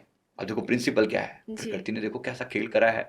जितना पॉपुलर आज ये पर्सन जो हम सोचते किंग कोहली के सच नाम से, बात वो किंग आ गया ना, वही किंग जो थे कि देखो कैसे किंग का नाम उनके साथ जुड़ गया, ये किंग राइट। कोहली हाँ। वर्ड क्यों यूज किया था, सोचो ना। तो हाँ। कहीं ना कहीं से वो सब चीजें कोरिलेट करती हैं कि पर्सन कहाँ से। और एक चीज इनकी, एक और मैंने इनका लाइफ देखा था जिसमें ये इजिप्ट में, कि वहाँ के राजा के ये एक सलाहकार थे। अच्छा। राजा ने कुछ गलत डिसीजन लिया, मतलब कुछ गलत डिसीजन था जो फोर्स करना चाहता था अपने लोगों के ऊपर, तुम्हें ऐसा करना है, जिससे लोगों को बहुत नुकसान हो रहा था। लड़ गए थे अपने राजा से, मतलब he fought with his own king. तो वो जो अन्नदाता टाइप का वो तो था कि लेकिन गलत सहन नहीं करूंगा मैं, मेन बात ये कि झूठ का साथ नहीं दूंगा, चाहे तो मेरे राजा क्यों ना हो।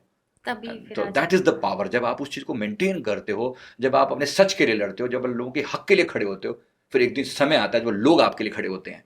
आज जहां जा रहे हैं वो एकदम से वो ना, वो जो उनकी हुटिंग होती है उनके नाम पर, है ना, तो वो जो और ये कारण है। एक डायलॉग बड़ा फेमस हुआ था कि डू आई लुक लाइक पूजा पाठ वाला बॉय, और इतना ट्रांसफॉर्मेशन हुआ कि अब वो उसी में लीन हो गए हैं, भक्ति, और हाथ में उन्होंने वो जो कृष्णा जी का कुछ होता है चैंटिंग का, वो पहना हुआ है। बढ़िया ये ना, कमाल हुआ है। तो वही पास्ट लाइफ से है। और राइट। तो सर जैसे अब ये थोड़ा सा हम सेलिब्रिटीज पे शिफ्ट हुए हैं, आपने कोहली जी का बताया, ऐसे बहुत से सेलिब्रिटीज हैं जिनका हमें लगता है ऐसे क्या कर्म किए हैं इन्होंने कि भाई इस लाइफ में तो छा रहे हैं दुनिया पे।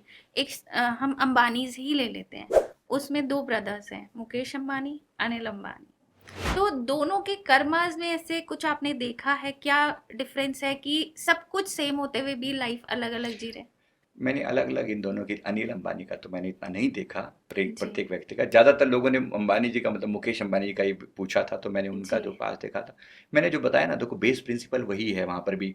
जब आप दोगे मल्टीप्लाई होकर आएगा, जो भी दोगे, सुख दोगे तो सुख मल्टीप्लाई होगा, दुख दोगे तो दुख मल्टीप्लाई होगा, इज्जत दोगे तो इज्जत मल्टीप्लाई होकर मिलेगी। और पैसा, धन, ज्ञान, जो चीज़ दोगे ना वही मल्टीप्लाई होगा। नेचर का रूल है ये, लॉ ऑफ गिविंग। मैंने मोदी जी का भी देखा, मैंने इनका भी देखा, बहुत सारे जो इनकी जो सेलिब्रिटीज, एक बंदा जिस लेवल पर बैठे, मैंने जैसे आपको अभी कोहली जी का बताया, ऐसे ही इनका भी जो देखा था। इनका मैंने 2-3 पहले भी मैंने कई बार जिक्र किया है, मुकेश अंबानी। हाँ, मुकेश अंबानी का। इन्होंने मतलब इन्होंने वो उस समय में बहुत ज्यादा गरीब थे, करीब 10 जन्म पहले की बात है ये, अब से मुकेश अंबानी को, हाँ, उनके जन्म की पहले 10 पहले की स्टोरी है, जब वो बहुत गरीब थे। और वो किसी मतलब एक बार ऐसी अवस्था थी कि किसी खेत के जो बचे हुए बीज होते हैं, मतलब जब खेत में से फसल चुन लेते हैं उसके बाद जो थोड़ी से बीज दाने बच जाते हैं, तो ये कई दिनों से भूखे थे, किसान से प्रार्थना करके कि मैं थोड़ी सी ये बीन लूँ और इसमें से, तो उसने अलाउ कर दिया। इन्होंने जो बीन के सारा दिन इकट्ठे करे, एक एक दाना दाना इकट्ठा करके, जो बचे हुए दाने से इन्होंने कुछ अपने लिए रोटी बनाई भी, कुछ खा लें पेट भरने के लिए। अब ये 3 रोटी कुछ बनी और ये खाने जा रहे थे, तो इन्होंने, एक व्यक्ति इनके पास आया जो कि कोढ़ी था। अच्छा। और उसने कहा कि आपको तो कहीं ना कहीं से मतलब कुछ मिल जाएगा, मैं तो कोढ़ी हूँ, मेरे को तो लोग ऐसे तिरस्कार करके भगा देते हैं, तो मुझे कुछ दे दो खाने को। तो इन्होंने जो वो रोटी थी इन्होंने एक दिया, फिर दूसरा, तीसरी, तीनों रोटी उसको दे दी। अच्छा। अब बात सोचने की ये थी, हमें ये बोला गया कि देखो इस वक्त इस बंदे की कुल प्रॉपर्टी सिर्फ ये 3 रोटियां थी, है ना, कुल प्रॉपर्टी, उसने सारी और दे दी। सब का सब दे दिया। अपनी पेट की भूख भी उसकी उतनी ही ज्यादा उग्र है, अपने आप को भी था कि पूरा दिन मेहनत करी है, अपनी भूख भी उग्र है, लेकिन उसके बावजूद भी वो सेक्रीफाइस कर रहा है किसी और के लिए, किसी के सुख जी। के लिए, जी। है ना। बस ये जो चीज है ना, नेचर को यहाँ पसंद आती है, लॉ ऑफ गिविंग। आपने दिया इतना, आपने क्या दिया, कुल प्रॉपर्टी दे दी अपने किसी और के सुख के लिए। नेचर ने अगली बार इस बंदे को किंग बना दिया। अब कोई गलती है, कोई दुश्मनी है, कोई शनिदेव का अन्याय है, या किसी की कोई अन्याय नहीं है। जो दिया है मल्टीप्लाई आप करके देख लो। मैं जन्नत सबकी बात कर रहा हूँ, जी। करके देखो, देकर देखो, जो आप दे रहे हो मल्टीप्लाई होकर मिलेगा। मैं शुरू से, मेरे बचपन में मैं अपनी पास्ट लाइफ की जर्नी देखता हूँ ना, तो अनेक अनेक जन्मों में ये देखा कि जो पार्ट में ज्ञान के मामले में इतना होता था कि बस कोई बंदा मेरे पास आए और दुखी ना रह जाए, उसके मैं अच्छा। डाउट क्लियर कर पाऊँ, उसका संशय समाधान कर पाऊँ, उसके जीवन को सही दिशा दे पाऊँ, तो जो बांटा वो मल्टीप्लाई होके मिलता है। ज्ञान के मामले में इतना होता है कि मैं आंख बंद करके किसी टॉपिक के बारे में सोचना शुरू करूँ, मुझे किताबें देखने की जरूरत नहीं पड़ती। अच्छा। Nature okay. का चीज है, मैं बता रहा हूँ कि जब द्वार हाँ। खुलने लगते हैं ना, it just gets keeps on opening. Hmm. तो आप जो दिया होगा ना, मल्टीप्लाई होगा वो। अभी भी अगर हम ये रूल अपना लें कि मेरे पास जो भी टैलेंट है, जो भी अच्छे गुण है, आपके पास अपने अच्छे गुण है, सबके पास अपने जो भी best of the best qualities है ना, उसके द्वारा चाहे थोड़ी सी ही सही, बेशक आप उससे कमाई कर रहे हैं, कमाने भी जरूरी है, जी। बट एक 10-1% अपना कि मुझे इसको सेवा भाव में लगाना है, आई हैव जी। To give hmm. कुछ ऐसा जो मैं बिना स्वार्थ के, बिना किसी अपने स्वार्थ के मैं किसी को कुछ दे पाऊं। चाहे वो ज्ञान है, चाहे वो पुण्य है, चाहे वो धन है, चाहे वो कोई और हेल्प है, फिजिकल है, मेंटल हेल्प है, कुछ भी मैं कर सकता हूं, तो आई शुड डू। और जो करूंगा वो मल्टीप्लाई होगा। अगर आप चाहते हो मल्टीप्लाई हो तो इट्स लाइक इन्वेस्टमेंट, ठीक है, हम्म। करो। तो इसमें सर जैसे अभी हमने बात की विराट कोहली की, अंबानी जी की, आ जाते हैं नरेंद्र मोदी, जिनका बचपन बहुत ही मुश्किल से बीता है, बहुत गरीब थे और कहाँ प्राइम मिनिस्टर बन गए कि चाय बेचते थे। तो वही बात आपने उनकी पास्ट लाइफ देखी है कि ऐसे क्या कर्म किए कि वहां से वहां देखो चले गए। यात्राएं ना, इनका तो क्यूमुलेटिव इफेक्ट बहुत सारी बातों का है, कोई एक नहीं। क्योंकि एक उस लेवल पर पहुंचने के लिए जो डिफरेंट पावर्स चाहिए, जी। आप कहो कि पॉलिटिकल स्ट्रोंग होना, एक दृढ़ निश्चय वाला पर्सन होना, डिसीजन मेकर होना, ये सारे जो गुण हैं जो एक अच्छे उस लेवल पर होने चाहिए, जहाँ पर एक ऑर्गेनाइजेशन को संभालने की पावर है, साम दाम दंड भेद आपको सब आते हो। पॉलिटिक्स कोई छोटी बात नहीं है। अगर कोई व्यक्ति उस नंबर पर बैठा हुआ है जहाँ पर दुनिया भर, पूरी दुनिया में आपके विरोधियों की संख्या जो है ना प्रबल है, उसके बावजूद भी आप सबको मात देकर आप बैठे हो टॉप पर, तो डेफिनेटली बहुत कुछ किया होगा, बहुत कुछ किया होगा। मैंने इनके कई जन्मों का अलग अलग वो देखा, बहुत डिटेल में तो नहीं जा सका, लेकिन एक आंसर के रूप में, क्योंकि इनके इनके और आपको जबरदस्त प्रोटेक्शन मिला हुआ है। यानी अच्छा। कोई कोई अलग इनके बारे में झांक के देख नहीं सकता, इट्स नॉट ईजी। इनका और इतना आसान नहीं है पढ़ पाना। जी। तो जो आंसर मिले हैं वो यूनिवर्स, मतलब मेरे जो एंजल्स हैं वो जो आंसर देते हैं, मेरे गुरुदेव श्री परमहंस जी, मैं उनसे कुछ पूछता हूँ, कुछ बातें बताते, कुछ बातें वो भी पर्दा डाल देते हैं कि सब चीज़ें बताने के लिए नहीं है। तो उन्होंने कुछ एक बताया था, एक चीज़ उन्होंने बताई थी कि पिछला जो एक जीवन था इनका, तब ये गुजरात और राजस्थान के पीछे का बीच का जो एरिया है, जो बिल्कुल उस पे समुद्र के किनारे पर है, वहां पर एक कबीला हुआ करता था 13th सेंचुरी में। उस कबीले के ये प्रोटेक्टर थे, जैसे एक तरीके से kind of not king but king जैसा एक रोल इनके पास था, कि तुम्हारी यहाँ की जो संस्कृति है, यहाँ की जो सभ्यता है, वो मेंटेन रहे, हमारे कबीले के जो पावर्स हैं, जो ज्ञान है, नॉलेज है, वो मेंटेन रहे। तो वो क्या करते थे, उसके एक तरीके से उनके प्रोटेक्टर थे ये। अच्छा। तो वहां पर एक वॉरियर जैसा काम इन्होंने किया है, एक वॉरियर जैसी सोल के, प्लस धर्म के रक्षक, यानी धर्म जो कि हमारे जो वैल्यूज हैं वो मेंटेन रहे, हमारे अगली पीढ़ियों तक वो जा सके। और उस समय कुछ दूसरे, क्योंकि वो इलाका ऐसा था जहाँ पर दूसरे आसपास के कंट्रीज के अटैक बहुत होते थे। अच्छा। तो जैसे टर्की वगैरह से लोग आके ना अपने यहाँ को लूट के ले जाया करते थे अपने वहाँ पर, तो वहाँ से लुटेरे आके, तो ये प्रोटेक्ट करते थे। यानी पूरी जो प्लानिंग करना कि कैसे उनसे रक्षा करनी है, ये सब टाइप का, तो ये उन सब चीज़ों में रहे हैं। तो वो एक लाइफ इनका वो वाला देखा। बाकी इनका एक पूरा पूरा जीवन उन्होंने हिमालय में बिताया हुआ है, पूरा फुल फ्लेज जीवन उन्होंने हिमालय में बिताया हुआ है। He has done lot of जो भी तपस्या जिसको हम कहते हैं, उन्होंने बहुत करी हुई है। और अनेक संतों का आशीर्वाद है, अनेक, इन्होंने साउथ में भी एक समय बिताया हुआ है, पूरा का पूरा टाइम बिताया हुआ है। और खूब ग्रंथ वगैरह भी इन्होंने बड़े लिखे हैं किसी समय में। अच्छा। ये अलग अलग चीज़ों की एक झलक दिखाएगी, बहुत डिटेल में नहीं बता सकता हम्म। किस में कौन सी सेंचुरी में क्या किया, ये इतनी बड़ी डिटेल इनके वाले अवेलेबल नहीं है। लेकिन ये जरूर है कि इस समय जो है इनके पास इतनी शक्तियां या पावर या समझो प्रोटेक्शन मिला हुआ है कि जैसे शत्रुहंता योग इनके उसमें है।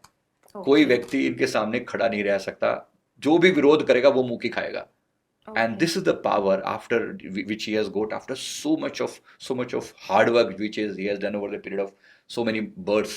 तो वो सारे जन्मों जन्मों की जो पावर्स है, प्लस इस समय सारे ऋषि मुनियों का आशीर्वाद मिला हुआ है, क्योंकि सनातन के प्रोटेक्टर भी तो हैं। क्या हनुमान जी सनातन का प्रोटेक्ट नहीं करना चाहते? ऐसी सभी महान हस्तियों ने मिलकर इनके ऊपर आशीर्वाद का हाथ रखा हुआ है कि तुम रहो यहाँ पर। और हम अभी देखो, ये ना होते 2014 के बाद से सनातनी आज हम सर उठा के बोल सकते हैं कि हम सनातनी हैं, पावरफुल बना रहे है ना। उस समय कहाँ ये कहने का जज्बा तक नहीं हुआ करता था, घबराते थे लोग ये बात बोलने की हम हिंदू हैं।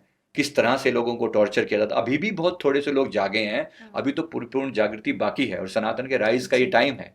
तो he has done a big great job in that, बहुत बड़ी चीज उन्होंने करी है। और चांसेस हैं कि आगे अगर मोदी जी आए, आगे योगी जी आए, तो फिर तो योगी जी आए तो फिर वो तो बिल्कुल ही उठा देंगे, ये करेंगे। तो सनातन का समय है राइज का भाई, या तो उठेंगे या मिट जाएंगे, इट्स एज सिंपल। ये समझना पड़ेगा हमें। 100% चांसेस हैं कि हम उठेंगे ही सही, उठना ही है। नहीं तो फिर याद रखें कि फिर मिटाने वाले कोई कमी नहीं है, चारों तरफ बैठे हैं, घर के अंदर भी बैठे हुए हैं।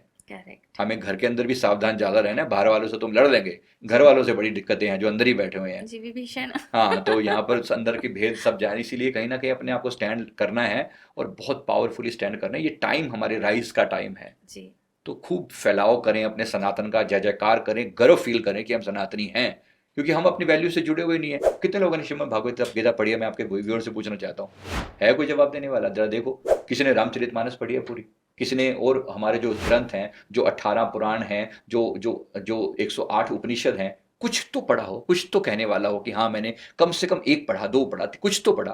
कोई ये कहने वाला भी मिल जाए तो मैं नमस्कार करूँ ऐसे बंदे को कि भाई तुम्हें कुछ भी नहीं पता, तुम किस बात के सनातनी हो? फिर जब सनातन को कोई अपनाने वाला ही नहीं है दिल से, तो सनातन का राइज कैसे होगा? हम देख रहे हैं भारत का विश्व गुरु, कि हमारा देश विश्व गुरु बनेगा, चाहते तो सारे हैं। मे भी सभी आपके व्यूअर्स भी चाहते होंगे कि हम विश्व गुरु बने, डेफिनेटली बने, और किसी दूसरे की चाहने से तो नहीं होगा ना बात। खुद भी खड़ा होना पड़ेगा। कम से कम मैं कहता हूँ रोज गीता का 1 श्लोक पढ़ के देखो, एक कम से कम कुछ तो करो ना, शुरुआत करो यहाँ से। एक छोटी सी चीजें बोल रहा हूँ, सिर्फ 2 लाइनें पढ़ के उस पर थोड़ा सा मंथन करके कि हाँ मैंने श्रीमद् भागवत गीता के कुछ श्लोक तो पढ़े हैं, कुछ तो पढ़े, कहीं तो मैं कह सकता हूँ ऐसे, मुझे पता है। एटलीस्ट शुरू तो करें। रामचरितमानस की कुछ चौपाइयां याद हो, कुछ तो बोलने लायक बचे। तो जब आप ऐसा करेंगे तभी सनातन खड़ा होगा। धीरे धीरे छोटी छोटी चीजों से ही ऐड होती है चीजें। जब आप किसी भी अरे गहरे को जवाब दे पाएंगे, जब कोई व्यक्ति सवाल करेगा तो आपके पास जवाब देने का कारण होना चाहिए। मैं सनातन से इसलिए प्रेम करता हूँ, मैं सनातनी हूँ, गर्व से कहता हूँ मैं सनातनी हूँ, क्योंकि ये सारी वैल्यूज हैं जो मेरे साथ हैं। राइट। मेरा धर्म किसी की हत्या करके खुश नहीं होता, खुशियां नहीं मनाता। हम अपने आप की कुर्बानी देने में विश्वास रखते हैं। जैसे मैंने आपको एग्जांपल दिए सभी के ना, जितने महान हस्तियां ने, इन्होंने खुद को कुर्बान किया और आज किसी टॉप पर पहुंचे। हमने नहीं कहा हमने किसी और की कुर्बानियां दी हैं, हमने किसी और की गर्दनें काट कर महान नहीं बने हैं। हम खुद की अपने आप को कुर्बान करके महान बने और बन के दिखाएंगे। तो ये राइज का समय है, हमारे सनातन के राइज का समय है। जी जी। तो सर अभी आपने जैसे योगी जी का नाम लिया, मेरे मन में भी थे वो, उनका देखा है आपने कुछ कि क्या थे? मैंने पास्ट इनका अभी नहीं देख पाया। इनके ऊपर ना एक प्रोटेक्शन शील्ड है, मैं बता रहा हूँ। इनका भी हम नहीं भेज सकते, कई बार तो कुछ चीजें दिखाई नहीं जाती। हाँ, in general he is very very powerful हो रहा, वेरी पावरफुल बहुत। वो तो सर अब हमने तो टीवी में ही देखा है, तो लगता है बहुत पावरफुल हो रहा है। और अगर ये आ गए तो मतलब हिंदू तो कहीं से कहीं, राइट, तो हिंदुत्व तो जरूरी है इस समय। सनातन की जो नीड है वो ये है, डेफिनेटली है। जी जी, ऐसा होने के बहुत ज्यादा चांसेस हैं। बाकी देखते हैं। चलिए देखते हैं सर। जी अच्छा सर, जैसे ये लोग तो अलाइव हैं, हम एग्जाम्पल्स हमारे सामने हैं। कुछ एग्जाम्पल्स ऐसे हैं जिन्होंने अपनी लाइफ में लाखों करोड़ों फैन कमाए, बहुत प्यार कमाया, इवन लोगों की दुआएं भी कमाई, बट सर अनटाइमली उनकी डेथ ने सबको शॉक कर दिया। जैसे रिसेंट हम बोलेंगे सिद्धार्थ शुक्ला हो गए, शिफाली जरीवाला हो गई। तो इतना सब कुछ मिलने के बाद सडन डेथ हो गई। क्या पास्ट लाइफ कर्मा है, इस जन्म के कर्मा है, सोल जर्नी खत्म हो गई, क्या चीज़ है ये, आप बताएं। देखो एग्जैक्ट इसके किसी के बारे में बताने से पहले मैं उनकी अगर पूरी डिटेल में जाऊं तो मैं बहुत अच्छी एक्यूरेट डाटा दे सकता हूं। यहाँ मेरे पास बहुत एक्यूरेट डाटा तो नहीं है। जैसे हम बात करते हैं सपोज सिद्धार्थ शुक्ला, तो उनका कुछ आपने देखा हो या सुना हो? का मैंने स्टडी नहीं किया जी, पर मेरे को ये जरूर पता लगता है कि इनकी जर्नी कंप्लीट नहीं हुई। जो लेकर आए थे, जो मिशन लेकर आए थे, वो पूरा नहीं हुआ। वो मिशन अधूरा रह गया। वो क्यों अधूरा रहा? सोल के बारे में जहाँ तक मैं जानता हूँ, मतलब मैं उनके सुशांत सिंह की जो सोल है ना, वो अभी भी है, यहीं पर है। मतलब 4-5 साल हो गए। वो अभी भी सोल अभी भी न्याय का इंतजार कर रही है। वो सोल का भी इतना बताया कि वो भी गई नहीं है वो यहाँ से।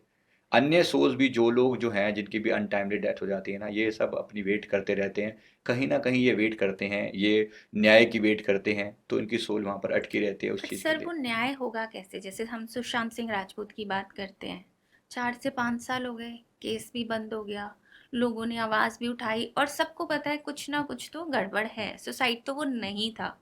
और कुछ लोगों ने दावा किया हमने उनकी सोल से बात की है, वो हमसे कनेक्ट करना चाहते हैं लेकिन हम बात नहीं बता सकते क्योंकि हमें मार दिया जाएगा। ऐसे कुछ लोग आए हैं ये पॉडकास्ट भी के थ्रू। दिक्कतें हैं, ये भी बहुत जी। सारी बातें, इसीलिए हम भी ना बहुत सी बातें नहीं बोल सकते। तो फिर न्याय कैसे मिलेगा उन्हें? नेचर करेगी समय आने पर चीज़ें। कभी कभी ना एक चीज़ का अप्रोप्रिएट टाइम होता है, तो कुछ समय के लिए वेट की जाती है। होता है, प्रकृति सब चीज़ें लेकर आएगी, एक टाइम ऐसा तो आएगा। उनकी सोल खुद बदला नहीं ले सकती नहीं जैसे नहीं, कहते हैं? सोल ऐसे बदला नहीं ले सकती। सोल जब भी करेगी वो किसी के थ्रू ही कुछ करेगी, वो मोटिवेट कर सकती है किसी को, लेकिन खुद से बदला नहीं ले सकती। ऐसा कोई बदला लेने का सीधा तरीका नहीं होता। किसी अच्छा। के थ्रू कुछ करवाया जा सकता है, किसी को मोटिवेट किया जा सकता है, किसी को समझाया जा सकता है, किसी को कुछ प्रेरणा दी जा सकती है छोटी मोटी, लेकिन हम्म। इससे ज़्यादा नहीं। अच्छा, इससे ज़्यादा सोल नहीं कर सकती क्योंकि कहा जाता है ना बुरी शक्तियाँ या बुरी सोल होती हैं और ज़्यादा टाइम, जो मैंने सुना है दोनों की, ज़्यादा टाइम सोल धरती पे रह जाए तो नेगेटिव एनर्जी में यस, कन्वर्ट इस होती है। बात की भी बहुत ज़्यादा होती है, नेगेटिविटी भी तंग करती है, बहुत तंग करती है। हम प्रार्थना करते हैं कि सब ठीक रहे, पर ऐसी शुद्ध अभी तक तो आत्मा इनकी अच्छी थी, बहुत अच्छी आत्मा थी उस समय तक। आगे के लिए प्रार्थना करते हैं कि सब सभी सभी अच्छा रहे और कभी ना कभी उनकी सोल मुक्त हो पाए। पर हमने हमने प्रार्थना तो वैसे हम लगातार करते हैं कि ये सोल यहाँ से चली जाए, प्रोग्रेस करके आगे की जी। यात्रा पर चली जाए, अटके नहीं। क्योंकि समय है, समय किसी को बख्शेगा नहीं। मतलब बिल्कुल। किसी भी व्यक्ति को अगर कोई कल्प्रिट रहा है जिसने उनको इस चीज़ के लिए मजबूर किया या जो भी तकलीफ उनको दी गई, तो उसके लिए नेचर छोड़ेगी नहीं, वो समय आएगा। पर उसके लिए अटकना ठीक नहीं है कि आप जी। अगर वेट करते रहोगे तो क्या पता किस चीज़ में कितना समय लग जाए, तब तक आपकी आगे की प्रोग्रेस रुक जाती है। तो ऐसा नहीं करना चाहिए, सोल को हमेशा प्रोसीड कर लेना चाहिए। मैं सभी को ये सलाह देता हूँ, क्योंकि मर के अटकना एक बहुत डेंजरस प्रोसेस है। आप अपनी आगे के भी पूरा समय खराब कर लेते हो, ये इतना आसान नहीं है। मतलब ये अगेंस्ट द लॉ है ना, जैसे किसी का भाई अमेरिका के लिए वीज़ा किसी का लगा हुआ था 3 महीने का, आप वहाँ पर 8 महीने रुक रहे हो, तो फिर उसके बाद कभी भी पकड़े जाओगे तो फिर नुकसान हो गया ना। जी। वैसे कहने का एक वे बता रहा हूँ। नहीं, क्या- लेकिन जैसे आप ये बता रहे हैं तो सोल खुद डिसाइड कर सकती है कि मुझे अभी अभी यहीं रहना है या मुझे जाना नहीं है? देखो, उसकी फ्री विल का सम्मान किया जाता है। जब कोई सोल बहुत इमोशन में होती है ना, तो जो एंजल ऑफ डेथ होते हैं वो आते हैं, समझाते जरूर हैं कि देखो तुम्हारा अच्छा। टाइम पूरा हो चुका है, ओके। तुम्हारा टाइम हो चुका है, तुम्हें निकलना है यहाँ से, जाना चाहिए। लेकिन अगर वो सोल कहे कि नहीं मुझे तो 3 महीने और रहना है, तो कुछ चीज़ों की उसको फ्रीडम दी जाती है based on okay. Their intentions. अच्छा। किसी का बुरा करने के लिए आप नहीं रोक सकते, लेकिन हम्म। किसी का अच्छा करने के लिए या कोई ऐसी चीज़ के लिए, किसी चीज़ के लिए न्याय मांग रहे हो, आपके इमोशंस हैं, तो आपके इमोशंस की कदर होती है। अच्छा। तो ये लॉ लॉ ऑफ नेचर के अपने रूल्स हैं, वो सब चीज़ों की हैं। तो हम भी इंसान परमात्मा का एक छोटा सा अंश ना, परमात्मा के भी सारे रूल हैं तो हमारे लिए ना। बिल्कुल। एक माता पिता कभी चाहेंगे बच्चा किसी बात के लिए जिद करके बैठ जाए, तो माँ बाप भी कहते हैं ठीक है बैठा रहे, थोड़ी देर कर ले, तो भी तेरे अब तो अपने दिल की कर ले, जब तेरा हम्म। मन भर जाए तो बता दियो, जी। फिर आ जाएंगे। जी। इस टाइप का है ये। दो नाम सर और पूछूंगी, बताइएगा देखें कि नहीं, जैसे सिद्धू मूसेवाला थे। इनकी सोल जो है वो ग्रज में ही गई है, मतलब बहुत ज़्यादा, क्योंकि उनके मन के बहुत ज़्यादा वो बहुत ऊंचा चढ़ने की आशा थी इन्हें, और बहुत कुछ कमाना चाहते थे।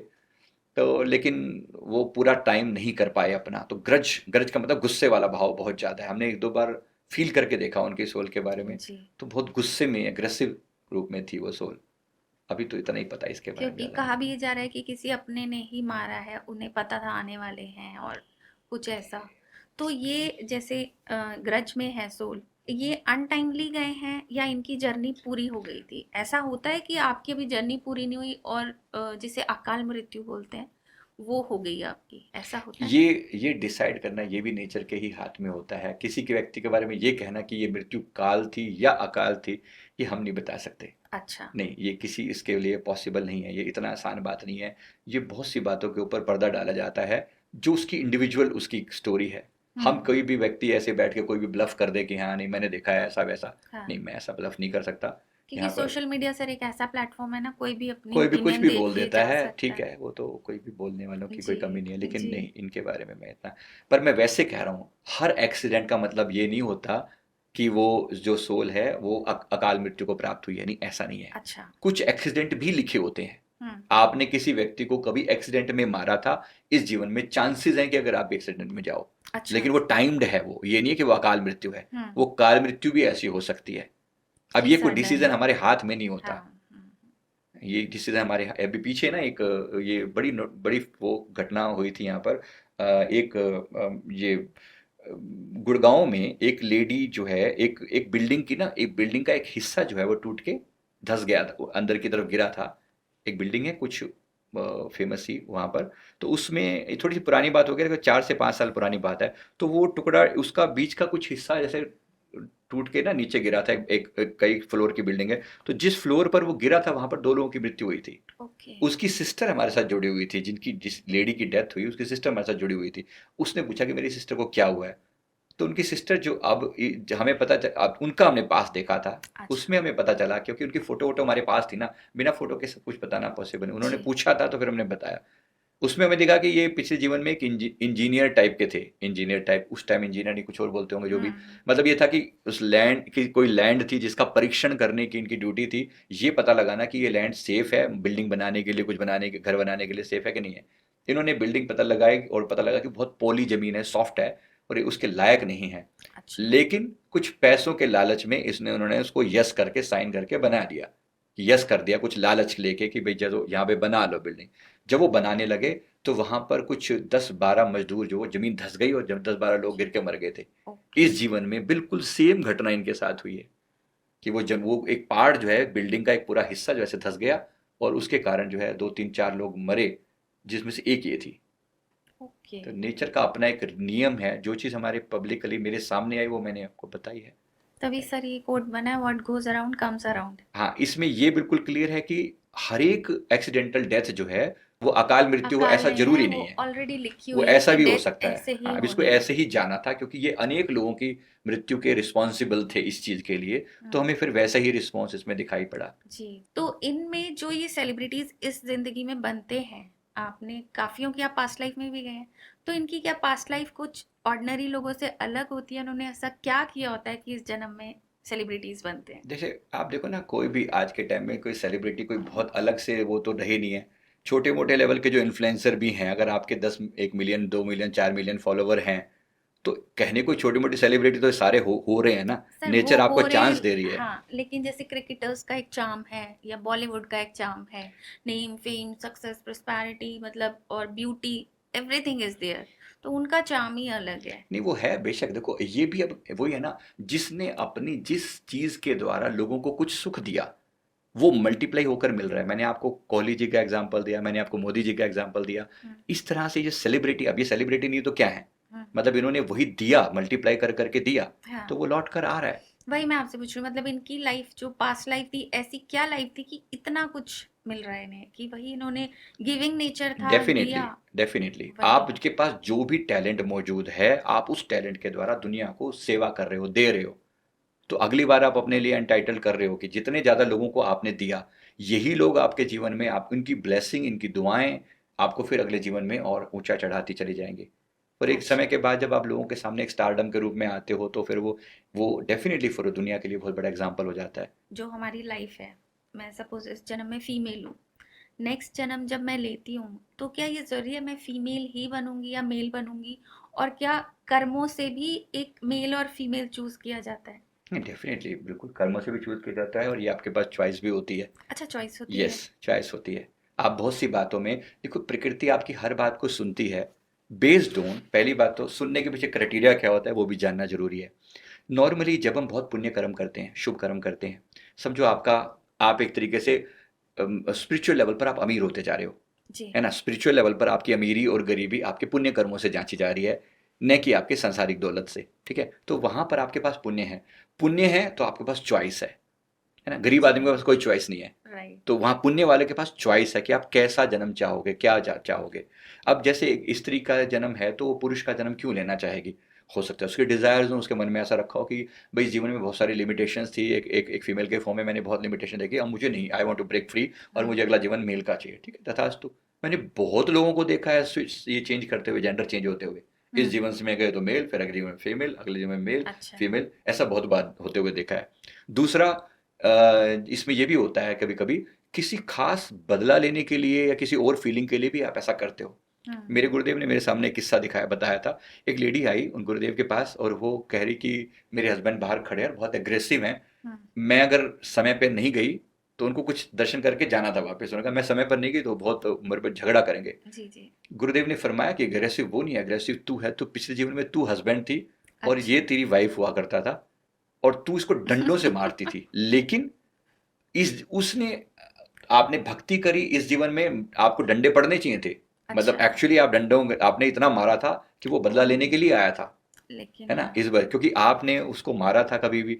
अब देखो ना, रिवर्स बैक देखो ना, जो व्यक्ति बार बार मार खा रहा है, एक स्त्री जो है, समझो पति उसका बार बार उसको मार रहा है, उसके मन में कहीं ना कहीं आता होगा अगर कभी मेरे पास पावर हुई ना, मैं तुम्हें बताऊंगी कि क्या होती है ना चीज। बिल्कुल आता आज तुम है। पावरफुल हो, आज मैं रिसीविंग एंड पे हूँ, कल को मैं पावर होगी, तुम रिसीविंग एंड पर हो सकते हो, है ना। तो क्वाइट पॉसिबल कि ये जेंडर चेंज हो जाए। प्यार है तो प्यार कंटिन्यू करेगा और नफरत है तो नफरत कंटिन्यू करेगी। और नॉर्मली उसमें जेंडर चेंज होना बड़ी स्वाभाविक सी बात है। अच्छा। जेंडर कोई उसमें कोई ऐसा कोई भी डिफरेंस नहीं है इस बारे में। तो वो तो बड़ी मतलब वो तो आपकी चॉइस से भी होता है, चॉइस भी भाव होता भी है। होता है कि मैं ऐसा कर पाऊँ। कोई ऐसा चीज़ है जो आप उसी में सक्सेसफुल हो सकते हो, तो आपको वैसा रूप दे दिया जाता है। कभी कभी कुछ लर्निंग के लिए भी दिया जाता है।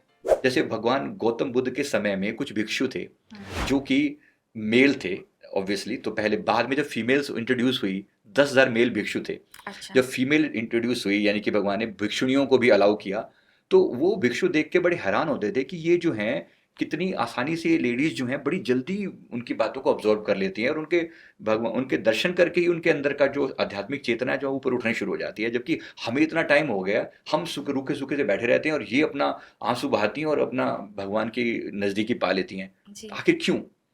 तो भगवान बुद्ध ने कहा कि जब उन्होंने ये बात की, उनसे प्रार्थना की, भगवान बुद्ध ने कहा कि एक स्त्री का हृदय इतना कोमल है, वो सहज ही उस चीज़ को ऑब्जर्व कर पा रही है। वो कोई लॉजिकली नहीं लगा रही, वहाँ पर लॉजिक नहीं लगा रही, वो प्यार से चीज़ों को स्वीकार कर रही है और उसका स्वीकार भाव उसको भक्ति की तरफ लेकर जा रहा है और भक्ति के कारण उसकी तरक्की हो रही है। तुम्हें भी भक्ति चाहिए तो स्त्री बन के आ जाओ। अच्छा। ये सीधी सीधी भाषा थी। और इस समय मुझे बताया गया इस बात के बाद कि बहुत सारे ऐसे साधक जो फीमेल फॉर्म में इस समय आए हुए हैं, जो आध्यात्मिक उन्नति करके अब तरक्की करके अपनी आत्मा का कल्याण करने के लिए आए हैं। अच्छा। तो ऐसा भी बहुत बार हुआ है। और ये बात जो भगवान श्री कृष्ण के आसपास में जो गोपियां थी उनके बारे में भी शायद अगर आप नहीं जानते तो मैं बता दूं कि वो सब जो है पहले ऋषि मुनि रह चुके हैं, बहुत अच्छा। हायर लेवल के। ओके। जब उन्होंने प्रार्थना करी कि साकार रूप में आपके साथ, हम आपके साथ आपका नृत्य का आनंद लेना चाहते हैं, आपके साथ खेलना चाहते हैं, तो भगवान ने कहा फिर अगर ऐसा है तो फिर आपको फीमेल फॉर्म में आना पड़ेगा। अच्छा। एंड देन ही दे केम। और बहुत बार उसमें ये जो रामानंद सागर जी का जो उसमें भी दिखाया था उन्होंने कि गोपियां नृत्य कर रही हैं और मिनटों में वो कन्वर्ट होकर वो ऋषि मुनि बन जाते हैं। वास्तव में वो ऋषि मुनि ही थे जो अच्छा। परमात्मा के चारों, जब रास थी तो रास में वो ऋषि मुनि जो है भगवान को सेंटर में बिठाकर उनके चारों तरफ जो नृत्य कर रहे थे वो था। अच्छा। तो ये फीमेल फॉर्म जो है, मैं कहता हूँ मेरे मन में इतना सम्मान है इस बात के प्रति कि परमात्मा ने फीमेल्स को इतना सेंसिटिव बनाया है, जी। इतना इतना। तो ये एक रिस्पेक्टेबल है चीज, जबकि हालांकि बहुत से लोग उसको नेगेटिव भी लेते होंगे। मैं कहता हूँ ये बहुत बड़ी सम्मान की बात है कि आप सेंसिटिव हो। आप एक मेल्स की मन की अवस्था को देखो तो आपको पता चलेगा कि उनकी वो लोग कितने ड्राई होते हैं, अंदर से सूखे सूखे से होते हैं। जी। तो तुम्हारे अंदर जो आत्मा के अंदर जो प्रेम और सद्भावना का, लविंगनेस का, करुणा का जो भाव है उसको और बढ़ाओ, बजाय इसके कि अपने आप को सेंसिटिव करके अगली बार तुम मेल बन के आए बैठे हो। मतलब इसमें कोई गेन करने वाली बात नहीं है। रादर समझो कि you should be proud of what you are. मैं ये कहना चाह रहा हूँ सेल्फ लव की तरफ बढ़ो और उसी रास्ते से अपनी आत्मा का कल्याण कर लो। जहां तक मैं जानता हूँ प्रैक्टिकली इस बात को, एक फीमेल के आत्मज्ञान पाने की जो जो परसेंटेज है ना, पॉसिबिलिटी जो है ना, वो अगर 80% है तो मेल की वही संभावना जो है वो 60% है। अच्छा। मतलब इससे डिफरेंस। हाँ। तो उसकी चांसेस ज्यादा है क्योंकि वहाँ रिसेप्टिविटी ज्यादा है। आप कहीं पे भी देखना, कहीं पे भी अगर 100 लोग किसी भी सत्संग सभा में बैठे होंगे तो उसमें से हो सकता है 60 या 70 या 80 लेडीज होंगी। जी जी। ये इसके पीछे कारण यही है कि वो सेंसिटिव हैं, वो जल्दी कल्याण हो सकता है उनका। ओके। तो इसको अभिशाप की तरह से ना लिया जाए, बल्कि इसको एक वरदान की तरह से लिया जाए।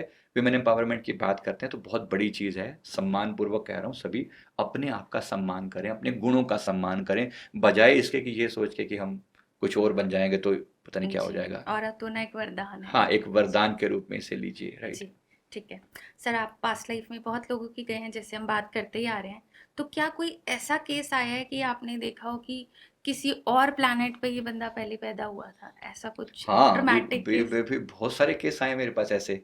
कम से कम ऐसे मेरे पास 25 से ज़्यादा केस आ चुके हैं जो इनका जन्म जो है दूसरे प्लेनेट पर हुआ है पहले। लाइक कौन से? एक प्लेनेट है प्लेडियस करके है। अच्छा। हाँ, तो वहाँ पर इसे भी एक सोल है। अभी यहाँ पर एक हीलर सोल है, उसका जन्म इस समय पुणे में है। जी जी। और वो बहुत अच्छी पावर है उसके पास हील करने की। हम्म।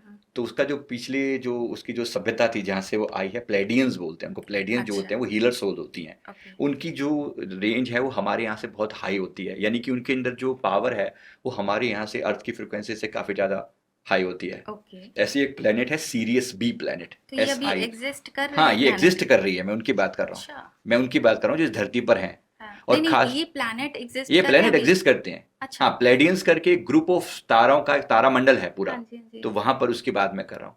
ऐसी एंड्रोमिडन बोलते हैं। एंड्रोमिडा एक गैलेक्सी है जी। जो हमारी मिल्की वे गैलेक्सी के बगल में है। अच्छा। तो एंड्रोमिडन्स के जो जो एंड्रोमिडन्स हैं, मतलब वहाँ की जो रेजिडेंट्स हैं, वो जो सोल्स हैं, वो हमारे अर्थ से बहुत ज़्यादा डेवलप्ड हैं। अच्छा। हमारी अर्थ कंपैरेटिवली बहुत। उन्होंने बताया कि जब मैं वहाँ थे जो मैं सीरियस बी प्लैनेट वाले की बात कर रहा हूँ। जी। अब मैं नाम नहीं बता सकता क्योंकि ये लोग इन हाँ। लोगों के नाम नहीं बताना ओपन जी। आसानी, क्योंकि ये लोग पीछे पड़ जाएंगे इनके। हाँ। इन्होंने खुद मना किया। तो ओके। लेकिन जो मैं बता रहा हूँ, इन्होंने कहा कि मैं जब वहाँ पर था, एक सोल है, उनका नाम इस समय मैं राकेश नाम ले रहा हूँ जो कि ठीक है। डमी नाम है। हाँ। तो राकेश ने मुझे बोला कि जब मैं बचपन से मैं तारों को देखता था, मुझे लगता था कि ये मेरा घर नहीं है, वहाँ मेरा घर है कहीं ना कहीं।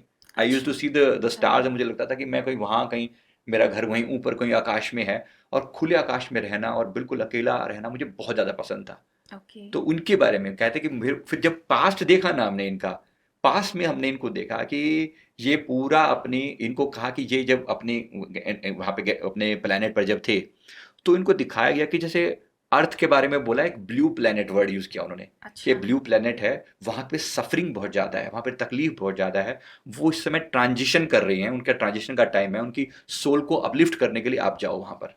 इनको एज ए टास्क दिया गया, तुम जाओ और तुम्हारी सोल का मिशन होगा कि वहाँ पे लोगों को अपलिफ्ट करने में तुम मदद करो। लेकिन तुम हिडन रहना, कुछ उनको किसी और वजह से ऐसा बोला गया क्योंकि तुम्हें यहाँ पे नेगेटिव शक्तियाँ तुम्हें बहुत तंग करेंगी, ऐसा करके कुछ बोला गया। और फिर वो अपने आप को, इसलिए अपनी आइडेंटिटी को बहुत ज़्यादा उजागर नहीं करे, but he is working at a very great level. अच्छा। जो भी उनके लोग जाते हैं उनके पास में ट्रांसफॉर्मेशन चालू हो जाता है। तो पावर्स हैं, मौजूद हैं ऐसे लोग, अलग अलग टाइप के लोग हैं जो वहाँ से आते हैं अलग अलग जगह से।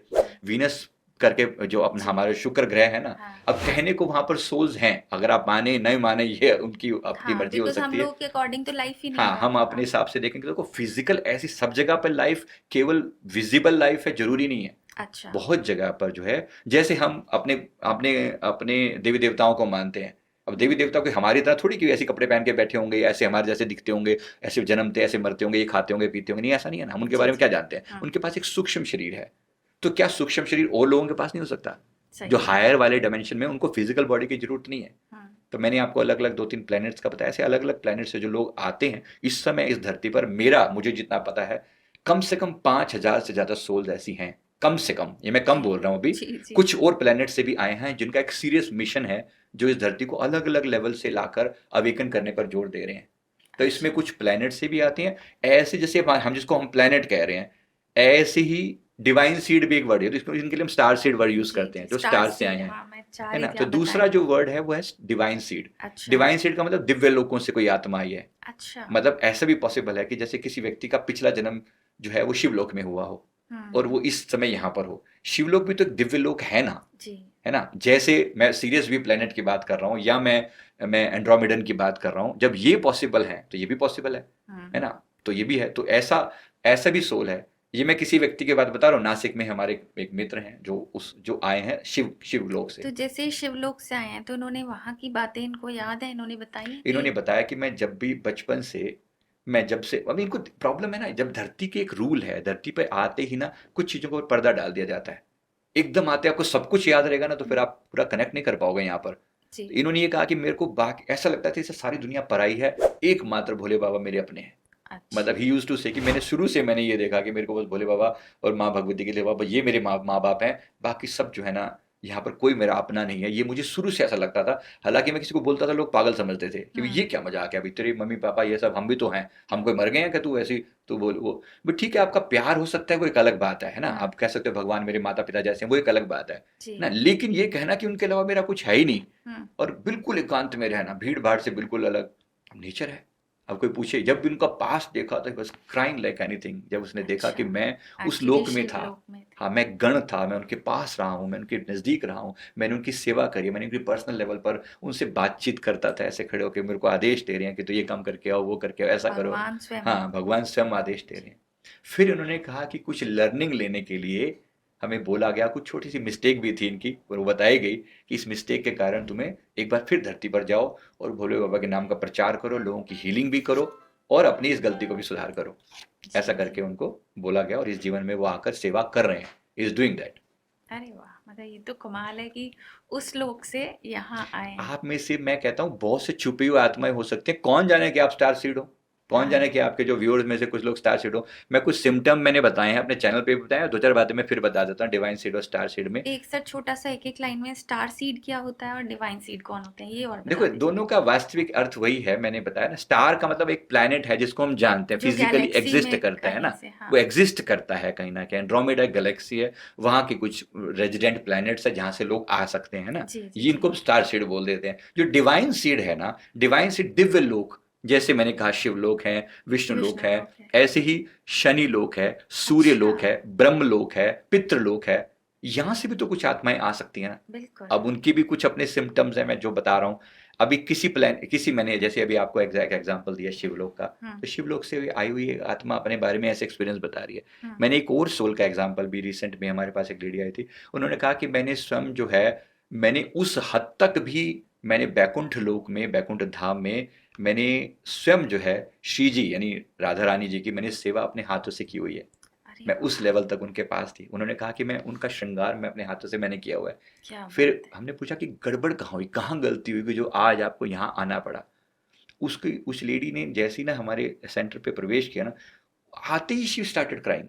हाँ, वो अच्छा। रोना शुरू कर दिया। हमने तो, हम सारे इतने मतलब इतने ज़्यादा वो भावुक हो गए इस बात को देख के कि हुआ क्या तुम्हें। उसने कहा कि पता नहीं मुझे यहाँ वैसी वाइब्रेशंस आ रही है, हमारा धाम की वैसी जो वृद्धाश्रम बना रहे हैं उसकी वाइब्रेशन वैसे बहुत सूदिंग ओके। पॉजिटिव है। तो वो उसको फीलिंग था कि जैसे ही मैं किसी ऐसी जगह पे जाता हूँ ना, मेरा दिल अंदर से ऐसा लगता है कि जैसे मैं रो पड़ूँ। फिर ओके। उन्होंने जब देखा तो हमारे लिए इतना शॉकिंग था ना, वो रोती रोती बता रही है कि मैं श्री जी का श्रृंगार कर रही हूँ, मैं उनके स्वरूप को, अच्छा कैसा दिख रही है वो, कैसा बताओ। वो इतना, मतलब वो रोती ज्यादा है, वर्डिंग उसके बोल। पास कम है कि मैं जो देख रही हूँ वो नज़ारा इतना दिव्य है, इतना सुंदर है उनका स्वरूप कि मैं उनके एक एक रोम रोम की जो महिमा है मैं नहीं गा सकती जी। कैसे लगता था बात है। करोड़ों सूर्य के बराबर प्रकाश है और मैं उनकी पर्सनल सेवा कर रही हूँ। उनकी मतलब बालों को गूंथना और वो सब चीज करना, बिल्कुल एकदम पर्सनल वाली सेवा। फिर ये कैसे हुआ कि तुम्हें इस धरती पर आना पड़ गया, तुमने वो लोग क्यों छोड़ा। मैं छोड़ना नहीं चाहती थी। उसने कहा कि हमें ना वहां पर आईना देखना अलाउड नहीं था, अच्छा। कि तुम बस सुंदर तो वह यही है, पर बाकी सबको फिर अपने आप को मिटाकर उनके स्वरूप की सेवा करनी है, यही तुम्हारा फर्ज है, ये तुम्हारी सेवा है। ओके। उस दिन क्या है कि हम स्नान करते हुए मैंने अपने आप को तालाब में अपनी छवि देखी, जबकि हमें अलाउड नहीं है। कि मैंने अपनी छवि देखी, मेरे मन में आया अरे मैं भी सुंदर हूँ क्या। And she there she started having some kind of ego about her beauty. उसने खुद को भी देखा कि भाई जो जी। जाहिर सी बात है श्री जी की सेवा कर रहे हैं, उनके खुद भी कितने सुंदर होंगे वो। बिल्कुल। तो उन्होंने कहा कि लेकिन अब ये बात जब से मन में आनी शुरू, दो चार बार मुझे वार्निंग दी गई पहले कि तुम्हारे मन में जो भाव पैदा हो रहे हैं ये तुम्हें गिरावट की ओर ले जाएंगे। फिर जब ऐसा नहीं हुआ और मैंने अपने इन चीज़ों को कंट्रोल नहीं किया, तो फिर मुझे एक दिन वापस नीचे डाउनफॉल किया गया और कहा गया कि जाओ धरती लोक पर और पुनः सीख कर आओ कि कैसे सरेंडर किया जाता है, कैसे जो है अपने ईगो को भुलाकर, अपने आप को भुलाकर सेवा की जाती है। तो अब मैं समर्पण सीखने दोबारा आई हूँ इस धरती पर। कमाल है तो ये सर। मेरे लिए, हम सबके लिए, वो उसने हम सबको रुला दिया था। मतलब हम सब जो है ना, उनको जो विदा कर रहे थे, हम सबकी हालत खराब थी कि तो वो जो, ये सुन के ही मुझे लगता है सारे ही भावुक हुए होंगे वहां पर, और स्वयं बिल्कुल मतलब सच जैसे में। उन्होंने बताया होगा श्री जी की सेवा कर रही हैं, और कमाल और है। जो उन्होंने श्रृंगार का जो वर्णन कर रहे थे ना, उनके बालों में वो कह रहे थे कि मैं वो लगा रही हूँ, वो पुष्प भी वहाँ के कुछ नाम लिया उन्होंने कि ये वाला पुष्प मैं लगा रही हूँ। भाई हमारे लिए तो वो शॉकिंग था कि भाई इतना कोई नज़दीक हो सकता है हाँ, कि इन्होंने इतनी वो डेप्थ सेवा में करी जाना। हुई है। यानी कितनी जन्मों की भक्ति इकट्ठी होगी तब जाके इनको वो मौका मिला लेवल होगा। मिला होगा। बिल्कुल। फिर अब जो भी था खैर, अभी तो कह रहे थे कि इस जीवन में तो फिर यही मकसद है कि मैं जल्द से जल्द अपनी इस लर्निंग को पूरा करके और वापस जाकर मिल सकूं। पर जी। ये उनके होने से जो ऑरा क्रिएट हुआ, जो माहौल क्रिएट हुआ, जो प्रेम क्रिएट हुआ, अब ये भी तो प्रभाव है ना उनका। जी। वरना हम जैसे लोग, यानी हर व्यक्ति थोड़ी फील कर सकता है। आप किसी का अगर रोना धोना शुरू कर दो, आप शायद इग्नोर करोगे भी, क्या है रोना धोना लगा रखा हाँ, है। 2 मिनट 4 मिनट हाँ, उसके बाद लगेगा इससे क्या। ज्यादा राइट है हाँ। ना। लेकिन वहां पर आप उसकी फीलिंग को जब देख रहे हो तो फिर आपको लग रहा है कि ऐसा भी पॉसिबल है। तो ये होते हैं डिवाइन सीड। जी। तो मतलब एक मैंने आपको एग्जांपल दिया, ऐसे और भी बहुत सारे एग्जांपल हमारे सामने हैं जो लोग उस वहां से आए हैं, यहाँ पर एक हीलर सोल बनकर आते हैं, ये एक मिशन लेकर आते हैं। एक तरीके से जो एक इनका काम है कि उनकी एनर्जी को यहाँ स्प्रेड करना। ओके। जैसे श्रील प्रभुपाद जी जो हैं, ये भी ओके। मिशन लेकर आए थे। ये भी अच्छा। वैकुंठ धाम से आए हुए एक आत्मा है। ओके। उन्होंने एक मिशन लिया था वहां पर। उन्होंने कहा कि एक और किसी व्यक्ति का मैं बता रहा हूँ जिन्होंने अपना पास्ट देखा, जी, जी। उन्होंने अपने नाम को अगेन अनआइडेंटिफाई करने के लिए बोला कि मेरे नाम का कहीं जिक्र नहीं होना चाहिए, कि मैं बस ठीक है बात बता सकते हो लेकिन नाम नहीं। तो उन्होंने अपना नाम, मैं उनकी बात बता रहा हूँ। उन्होंने कहा कि मैंने वहां पर, मैंने जितने स्वरूप देखे, मैंने मतलब एक तो श्री कृष्ण जी और वो जो इटर्नल फॉर्म उनकी मौजूद है ना, राधा कृष्ण इटर्नल फॉर्म में मौजूद है, और उनके आसपास में एक एक एक एक ग्रुप ऑफ पीपल जो दिव्य आत्माएं हैं ना, उन सबका एक समूह है जो उनके आसपास में है। और उन दिव्य लोगों में से एक जो हस्ती थे वो थे श्रील प्रभुपाद। ये आचार्य के रूप में वहां बैठे थे और उनकी ऊर्जा के से हूबहू कनेक्ट होते और वहीं पर उन्होंने प्रेमानंद जी महाराज जी का जिक्र किया अच्छा। कि ये जो प्रेमानंद जी महाराज जी वहां पर विराजमान है और वहां उनका स्वरूप और इनके स्वरूप में कोई भेद नहीं था। ओके। इन्होंने ये छोटी छोटी बात नहीं है, इतनी नहीं, बड़ी चीज है, नहीं, शॉकिंग। बिल्कुल उन्होंने कहा सही कि बात है। मैंने देखा कि इनका फॉर्म और उनका फॉर्म सेम है, मतलब श्री कृष्ण जी का स्वरूप ही मुझे यहाँ दिखाई पड़ रहा है। जी। बेशक उन्होंने भाव रूप में कहा होगा या जैसे भी कहने का मतलब कि, लेकिन फिर भी बड़ी चीज है कि आप हर एक के अंदर थोड़ी छवि देख सकते हो, बाकी सब में क्यों नहीं नजर आ रही है। फर्क है ना दोनों में। तो आकर एक संदेश लेकर आए हैं। तो इनका काम ये था कि विष्णु जी का नाम, यानी भगवान श्री विष्णु जी का नाम, श्री कृष्ण जी का नाम दुनिया के कोने कोने में कैसे पहुंचाया जाए। तो ये मतलब ये मुक्ति पाकर भी मुक्त नहीं होते, ओके। यानी मुक्त हैं। हाँ। इनको मजबूरी नहीं है कि धरती पर आना, लेकिन फिर भी वो अवतार धारण करते हैं धरती पर आकर, सेवा के लिए संकल्प धारण करते हैं कि हम जाएं और धरती पे भगवान का नाम फैलाएं। तो ये भी जो प्रेमानंद जी महाराज हैं, ये भी डिवाइन सीड बहुत बड़ी हस्ती हैं, कोई छोटी मोटी बात नहीं है। अगर कृष्ण जी हाँ, से तुलना कर रहे हैं जाहिर सी बात है। तो मैं कह रहा हूँ एक बार उनके जितने भी फॉलोवर्स हैं, मैं सबके प्रति ये संदेश देना चाहता हूँ कि भाई जितना सम्मान कर सकते हो कर लो, बाद में मूर्तियों के आगे वो चढ़ाने से नहीं होगा। अभी अभी जब तक साक्षात हैं वो, धन्य भाग मनाओ कि आपने उनके साक्षात दर्शन कर रहे हो, उनके उनको उनको देख पा रहे हो, उनके वचन सुन पा रहे हो।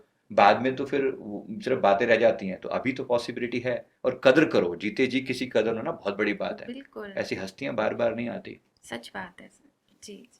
ठीक है सर, एक आप वो बता रहे थे कि एक जो हमारे व्यूअर्स हैं वो कैसे पता करें कि उनमें से कौन स्टार सीड्स हो सकते हैं या डिवाइन सीड्स हो सकते हैं। देखो हम सबका ना बहुत सारे, कभी कभी हम बिल्कुल एग्जैक्ट, हमें पहली बात तो अपने ऊपर डाउट करना बंद करें, मैं और स्टार सीड मतलब ये वाली बात नहीं। क्योंकि देखो मैं नहीं कह रहा सारे कंपैरिजन में आप सीधे सीधे प्रेमन जी हमारे ऐसी हस्तियों से कंपैरिजन नहीं कर रहे हैं। अच्छा। सारे वैसे हो भी नहीं सकते, लेकिन अन्य सोच भी तो हैं।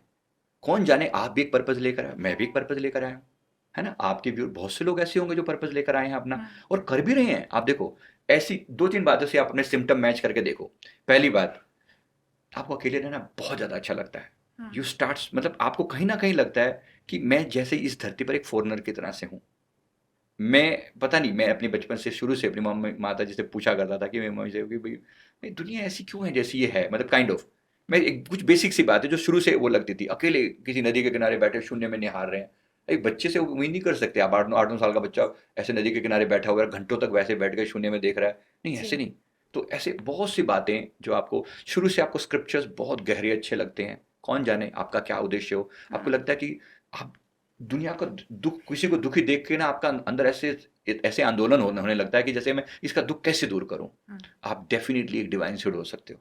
ओके। जरूरी नहीं कि आपके लिए कोई बहुत बड़े टैग लगे होंगे आपके नाम के आगे, ऐसा कुछ होगा। कोई आप सामान्य रूप में आ सकते हो। जो मैं जिनकी मैं बात कर रहा हूँ, नासिक वाले जो हमारे में दिखने में बिल्कुल सामान्य से लगते हैं, मैं जानबूझ के आइडेंटिटी नहीं बता रहा हूँ, लेकिन पीछे पड़ जाएंगे लोग। मतलब मैं ये बता रहा हूँ कि वो सब कुछ सामान्य होते हुए भी अंदर कुछ है जो बिल्कुल असाधारण है। तो क्वाइट पॉसिबल कि आप में से बहुत से ऐसे लोग हों जिनके साथ ये सिम्टम हो। आपको तारों के साथ हो सकता है आपको बहुत अच्छा लगता हो, आपको यहाँ पर एक फॉरेनर जैसी फीलिंग आती हो कि किसी तरीके से मैं यहाँ अपना काम पूरा करूँ और जाऊँ, मतलब मैं यहाँ का दुख दूर करूँ, अपना काम पूरा करूँ and I should go back, something like that. तो इस बात के बहुत ज़्यादा चांसेस हैं कि आप भी कुछ ऐसे एक मकसद लेकर आए हो और अपने मकसद को पहचानने का प्रयास करें। हम सबका एक गोल है, और गोल छोटा नहीं है, गोल बहुत बड़ा है। हम जी एक बहुत बड़ा टास्क लेकर आए हैं। और जब भी आप अपने टास्क पर काम करेंगे ना, जो लाइफ गोल है, जो लाइफ पर्पस है, लाइफ पर्पस में एक बात इंक्लूड करके देखो, सबको अपने जीवन की लर्निंग लेनी है, अपने कार्मिक रिजोल्व करने हैं, वो अपनी जगह पर एट द सेम टाइम आपका जो भी प्रोफेशन है, आपके पास जो भी टैलेंट है, उस टैलेंट के साथ दूसरों की सेवा करो ना, जी जी जी है ना। टैलेंट की के द्वारा जो भी आप सेवा कर सकते हो, दूसरों की सेवा करो, तो वहां से आपका पर्पस और प्रकट होगा। जब आप अपने पर्पस के और पास और मेहनत करोगे, और प्रकट होगा, और क्लियर होगा, स्लोली आपको और आगे का पाथ पता चलता चला जाएगा।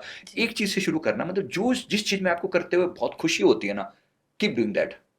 मैं पहले इंजीनियर था अपने बाय प्रोफेशन, और फिर मेरे को तब भी मेरे जैसे किसी के साथ किसी का दुख देख के रहा ही नहीं जाता था। तो फिर थोड़ा थोड़ा चैरिटी करना शुरू किया। गुरुदेव ने जैसे आदेश दिया कि जो भी तुम्हारे पास है ना, कम से कम, मैंने कहा कि गुरुदेव फरमाते थे 10% कम से कम निकाल। मैंने कहा जी 30% निकालूं, ठीक है निकाल। 50 निकालूं, निकाल। कभी ऐसा भी था कि 100 भी निकाल दिए। मतलब कि दिल में था फॉरेन ट्रिप पे जा रहे हैं, कमा लाएंगे, कोई बात नहीं, कौन सा कहीं घट रहा है, अल्लाह और कुछ लगा दिया ऐसे करके। वो जो थोड़ा थोड़ा थोड़ा थोड़ा करके जो डिवोट करने का जो भाव था ना, वो मल्टीप्लाई होता चला गया। एक समय आया कि बाकी टैलेंट एक्वायर हुए, और फिर सेवा करनी शुरू करी, जैसा अभी करें। तो अब ज्ञान बांटना, लोगों को दुविधाओं से बाहर लेकर आना, लोगों के भ्रम दूर करना, ये मेरा टास्क है, फॉर एग्जाम्पल, है ना। ऐसे लाखों लोगों के जीवन में कुछ चेंज लाया जा सके। तो जब आप ऐसा संकल्प लेकर डालते हो ना, प्रकृति के सारे साधन आपका हेल्प करना शुरू कर देते हैं। राइट। तो मुझे लगता है आप डिवाइन सीड रहे होंगे। आप ये सबके लिए बोल रहा हूँ, मैं केवल अपनी बात ही नहीं कर जैसे रहा अब हूँ। आपका जी मैं कह रही हूँ, जैसे मैं सुशांत सिंह का सोच पा रही हूँ कि उन्हें जैसे मार्स बहुत पसंद था, उन्होंने मंगल ग्रह पे घर भी खरीदा था, और वो सैटेलाइट को देखने के लिए, गैलेक्सी को देखने के लिए उनके पास टेलीस्कोप था, वो बड़ा इंटरेस्टेड रहते थे। तो हो सकता है वो स्टार सीड रहे हों। क्वाइट पॉसिबल, ऐसा हो सकता है। जी जी। सर आपने बहुत अच्छी बातें बताई हैं, बट स्टिल मेरा एक दो क्वेश्चंस और रह गए, मैं चाहूँगी आप वो भी बता के जाएं हमारे व्यूअर्स के लिए। सर एक नाम आपने सुना होगा, बाबा वेंगा जी, और बहुत हमारे व्यूअर्स भी जानते होंगे, बट जो नहीं जानते, एक लाइन में आप बता दीजिए वो कौन है। और उनकी काफ़ी प्रिडिक्शंस जो हम सुनते आ रहे हैं 99.9% एक्यूरेट रही हैं, और उनकी अभी लेटेस्ट प्रिडिक्शन आ रही है कि इंटरनेशनल स्पोर्ट्स इवेंट में एलियंस दिखेंगे 2025 में। तो आपने कुछ ऐसा देखा है, आप क्या कहना चाहेंगे? एक उन्होंने यूरोपियंस के लिए बोला है कि उनकी जो पॉपुलेशन है वो अराउंड मतलब 30 to 40% घट जाएगी अभी 2025-26 में। नहीं नहीं, 2025-26 में तो नहीं ऐसा होता दिख रहा। देखो हाँ बहुत सी, मैं फिर कह रहा हूँ, बाबा वेंगा एक लेडी संत टाइप के थे, जी, जिनके अंदर, जिनके जो बाय बर्थ जो है, जिनकी आंखें ब्लाइंड नहीं भी थे, थी, हाँ नहीं थी, और फिर उन्होंने उसको उस इनर विजन को डेवलप किया, तो साइकिक विजन उनकी खुली, और फिर वहां से उन्होंने जो देखा उसको जितना डॉक्यूमेंट कर सकते हैं, तो उन्होंने बोल बोल कर लिखवाया, मतलब वो फाइनली तो लिखा ये गया। कहीं लिखे हुए हैं ये हाँ चीज़ें? डेफिनेटली उनकी अच्छा, बुक है। ओके हाँ, ओके, उसमें पूरा रिटर्न में वो चीज़ें हैं, और वो कहीं ना कहीं लोग उसी में से निकालते हैं। अच्छा लेकिन वो तभी। भाषा इतनी पुरानी है ना, वो समझ जाने में नहीं। इनके 2-3 प्रेडिक्शन जो बहुत अच्छे गए हैं। हम्म, 9/11 के बारे में इन्होंने बहुत क्लियरली बोला था कि 9/11 जो यूएस में हुआ जी था, जी, उसके बाद में बहुत क्लियर कट बोला, स्टील बर्ड आएंगे और वो ऐसे करके वो आग लग अच्छा, जाएगी, इस टाइप का लिखा हुआ था, बहुत ओके, क्लियर लिखा हुआ था वो वाला। लेकिन बात है कि लोग इंटरप्रेट बाद में करते हैं ना चीज़ों को, या तो पहले पता लगे तो फिर हम कुछ फिर बात तो करें। हाँ, कभी कभी लोग फिर इधर से उधर से फैक्ट जोड़ के भी उनके साथ अपनी बात बता देते हैं।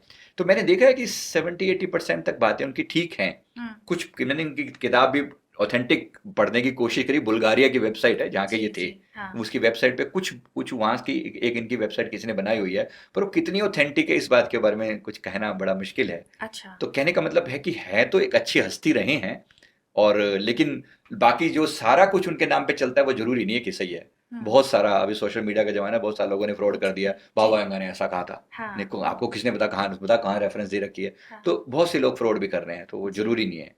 तो आपका क्या विचार है कि एलियंस का कुछ आमना सामना हो सकता है 1-2 साल में? नहीं, एलियंस के बारे में बिल्कुल श्योर है, ये बिल्कुल श्योर है कि आना है उनको। आना क्या, वो ऑलरेडी मौजूद है, दिखना ना दिखना तो हमारी बात है। अर्थ पे? हाँ बिल्कुल डेफिनेटली। एलियंस का मतलब क्या है ओवरऑल, जैसे मैंने अभी आपको स्टार सीड का बताया, जी जी, वास्तव में है तो एलियन ही ना। हाँ, लेकिन दूसरे वो ग्रह इस समय से। धरती पर उन्होंने जन्म लेकर आए हैं प्रॉपरली। ऐसा भी तो पॉसिबल है कि डायरेक्टली भी तो आ सकते हैं, हम्म, आ सकते हैं ना, क्योंकि ये कोई ऐसी बड़ी बात नहीं है कि भाई हमारी अर्थ इतनी ज़्यादा डेवलप नहीं हुई है, कल को किसी और की डेवलप हो सकती है, क्योंकि वहाँ की जी, डेफिनेटली, वहाँ की जैसा मैंने आपको सीरियन के बारे में बताया, हाँ, वहाँ की जो जो प्लेनेट है वो बहुत हाईली डेवलप्ड है। तो ओके, कौन सी बड़ी बात है कि हम यहाँ लाइट की स्पीड से गति नहीं कर सकते, हमारे प्लेन जो है वो 1000 किलोमीटर की पर आवर की स्पीड से जाते हैं, तो वहाँ पे 3 लाख किलोमीटर की पर सेकंड की स्पीड से भी जाने वाले जहाज हो सकते हैं। जी कोई इतनी जी, बड़ी बात तो नहीं है। मतलब वो तो पॉसिबल है ही ना, तो इसका मतलब है कि होगा जरूर, इस बात के बहुत ज़्यादा चांसेस हैं। अब दिखे भी हैं, और मेरा तो ये मानना है कि मौजूद भी हैं, ओके। एलियंस मौजूद हैं इस धरती पर। ये तो यूएस में जो एरिया 51 है, आपने सुना होगा वहाँ के बारे में, बहुत डिटेल में उसके बारे में श्योर शूट है कि वहाँ पर हैं एलियंस की साइटिंग्स भी हुई हैं, दिखे भी हैं छोटी मोटी जगह पर कहीं जगह, लेकिन वो इतनी क्लैरिटी के साथ नहीं दिखते, तो पता ही नहीं चलता एग्जैक्टली कि भाई वो उड़न तश्तरी आ रही है, वो स्पेसशिप अच्छा। है, वो है कि नहीं है। दिखे तो हैं, डेफिनेटली हैं, हम्म। मौजूद हैं। ये बात सही है कि हाँ दिखेंगे, विजिबल आ जाएंगे, सामने कैमरे पे दिखाई देंगे और वो बहुत अच्छे से दिखाई देंगे। ये अब डिपेंड करता है कि कितना हम कर पाते हैं इस चीज़ को। तो उनके आने से कुछ पॉजिटिविटी आएगी या कुछ नेगेटिविटी, कुछ जैसे ऐसा? स्टार सीड करते हैं ना, दोनों चीजें होती हैं इसमें ना। पॉजिटिव का तो ये है कि देखो, अब इनके संकल्प पर डिपेंड करता है। बहुत सारी ऐसी सभ्यताएं भी हैं जो हमारी धरती से हम लोगों को एज ए गिनी पिग की तरह इस्तेमाल भी कर सकती हैं। मतलब एक्सपेरिमेंट करने के लिए हमें, हमारे से जैसे हम चूहों पे एक्सपेरिमेंट करते हैं, क्वाइट पॉसिबल कि कोई इंसानों के ऊपर भी कोई एक्सपेरिमेंट करने वाला हो। अच्छा। एक ऐसी पॉसिबिलिटी भी है, ऐसी भी पॉसिबिलिटी है। मतलब कोई देने आएगा यहाँ पर, इस बात की संभावना बहुत कम है। कोई लेने आएगा, हमसे हमसे कुछ छीन के अपना कोई फायदा उठाने की कोशिश करेगा, दोनों बातें हो सकती हैं। ओके। ठीक वैसे ही जैसे नॉर्मली एक स्वार्थी इंसान, हम सबकी बात कर रहे हैं, अफ्रीकन कंट्रीज को लूटा ही है ना सबने। मैं सिर्फ एक एग्जांपल दे रहा हूँ ना। बड़े बड़े कंट्री जिसके पास थोड़े रिसोर्सेज हाई थे, वो गए, उन्होंने सारे रिसोर्सेज का यूज किया और अपना वापस आ गए। क्वाइट पॉसिबल कि लोग अर्थ को भी ऐसे देख रहे हो। लेकिन प्रोटेक्टर भी बैठे हुए हैं यहाँ पर। बड़ी बात यह कि धरती को बचाने वाले भी बैठे हुए हैं। ऐसी डिवाइन पावर्स मौजूद हैं जो इस धरती का बाल नहीं बांका होने दे सकते। तो ये भी चीज़ें हैं, ऐसा नहीं है कि केवल नेगेटिव ही है। जी। एक सर मेरा आखिरी क्वेश्चन आपसे, सर जैसे सपोज हमने भी बात की थी अकाल मृत्यु या मृत्यु की, तो ऐसी बहुत लोग हैं जिनके दिल में इच्छाएं रह जाती हैं कि अभी ये बहुत कुछ करना था बट डेथ हो गई क्योंकि जर्नी, सोल जर्नी खत्म है। तो जब हम वो इच्छा लेके अगले जन्म में आते हैं तो हमारी लाइफ क्या उसी के राउंड घूमती है, या मतलब कुछ ऐसा कोई ऐसा केस आपने देखा हो जिसकी इच्छा अधूरी रह गई हो और कुछ बहुत डिफरेंट जो आपके लिए भी अनोखा हो, कोई ऐसा केस बताइए। तो ऐसी बहुत सी बातें हैं, जब भी कोई आप अधूरी इच्छा छोड़ के जाते हो ना, उसको पूरा करने के लिए आपको आना पड़ता ही पड़ता है। अच्छा। वो इच्छा ही आपको दोबारा यहाँ पर लाने का कारण बनती है, अगला जन्म। हाँ। जो व्यक्ति अगर सच में कुछ जागृत है तो वो अपनी इच्छाओं को ओवरकम करने का प्रयास करना चाहिए, वरना उन इच्छाओं के वशीभूत आपको दोबारा यहाँ पर आना ही पड़ेगा। ऐसे बहुत सारे लोगों का है। जैसे कोई गरीबी में पूरा जीवन जिया, है ना, मरते वक्त मन में आया कि यार गरीबी नहीं, अब अगर अगली बार कभी आया तो मुझे अमीर बनकर आना है। हाँ। तो क्वाइट पॉसिबल कि परमात्मा उसको इस बार अमीर बनने का चांस दे। अच्छा। क्वाइट पॉसिबल, इस बात की कोई भी वो नहीं है कि परमात्मा हमारी फ्री विल का सम्मान करता है, और मृत्यु के समय की गई इच्छा तो वैसी पूरी होती है। तो अच्छी और बुरी दोनों बातें हो सकती हैं। जैसे कोई बदले की भावना से आया, फॉर एग्जाम्पल किसी ने उसको मारा, मर्डर किया, मरते मरते वो मन में कोई भाव लेकर आया, इसको नहीं छोड़ूंगा। मैंने आपको एग्जाम्पल दिया उसका ना, उस लेडी का, उसके पूरे परिवार को नष्ट कर देगा तो उस जीवन में बदला लेने के लिए आई। तो उसका भी अपना वो एक वो थीम चल रहा है। डिपेंड करता है कि आप अपनी क्यों इच्छाएं जो हैं, ऐसी उल्टी इच्छाएं क्यों रखी जो आपको फिर से फंसाएं इस धरती पर। क्यों ना अपनी इच्छाओं को ओवरकम करके निर्वाण की यात्रा करें हम लोग। निर्वाण की यात्रा भी तो पॉसिबल है ना, मोक्ष की यात्रा पॉसिबल है। जिस व्यक्ति ने अपनी इच्छाओं को ओवरकम कर लिया, समझ लिया कि इनसे कुछ मिलने वाला नहीं है। मेरे गुरुदेव एक वर्ड फरमाते हैं, ये फल मीठे जहर भरे हैं, सुख थोड़ा और विपद घनेरी, है ना, सुख थोड़ा और विपद घनेरी। कोई भी चीज के बारे में इच्छा पैदा करी, कोई भी चीज के बारे में, ये पक्का है कि वो आपको किसी लूप में फंसा देगी। एक सिंपल सी, जैसे गाड़ी की इच्छा है कि मेरे पास अच्छी सी एक बढ़िया सी मतलब फॉर्च्यूनर होनी चाहिए, कोई भी मन में डाली, क्या आपको वो मिल जाएगी तो आप संतुष्ट हो जाओगे? कभी नहीं। आगे मिलने के 2-4 दिन के लिए थोड़ी सी सेल्फियां लेके दिखा दुखो के सब मिल गया, थोड़े दिन में पुरानी होगी गाड़ी। आप कुछ नया चाहिए, फिर कुछ और चाहिए, फिर कुछ और चाहिए। कोई अंत है इसका? एंडलेस। जो लोग ज्ञानी हैं, समझदार हैं, जो इस खेल को कई बार खेल चुके हैं, हम उन्हीं सोल्स में से एक हैं। हर बार बच्चे की तरह आइसक्रीम चाहिए, मम्मा पापा आइसक्रीम दिलवा दो। अरे खा ली भाई, पिछली बार भी खाई थी, उससे पहले भी खाई थी, उससे पहले भी खाई थी, उससे पहले भी खाई थी। अब माफ करो, बहुत बार ये जो लॉलीपॉप खा लिए, बहुत कर लिए, अब बाहर निकलो यहाँ से। अब मोक्ष की यात्रा करो, अथा तो भक्ति जिज्ञासा। यहाँ से कुछ अपनी आत्मा ज्ञान की बात करो और आगे की यात्रा करो। जिस इच्छा को अधूरा छोड़ के जाओगे, उसका पूरा करने के लिए दोबारा आओगे। क्या फिर नई इच्छाएं पैदा नहीं करोगे? और पैदा कर लोगे। ये एंडलेस जर्नी है। इससे एक ही चीज की यात्रा जो पॉसिबल है वो है ज्ञान की।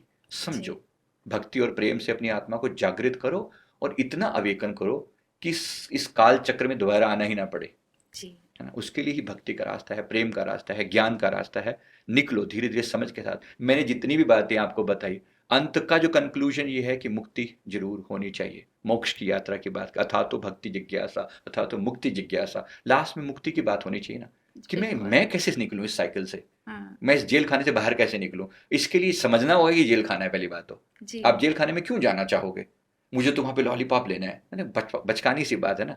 आप जेल की रोटियों को भी अगर मजे लेके खाना शुरू कर दो, क्या पता एक दिन आपको उसमें मजा आने लग जाए। ये है तो जेल ना, इसको जेल को जेल की तरह ट्रीट किया जाए और समझा जाए कि मुझे यहाँ से मुक्त होना है ना। अब जब ऐसा समझ के जाओगे तो आप ऐसे ही कृत्य करोगे, फंसोगे नहीं।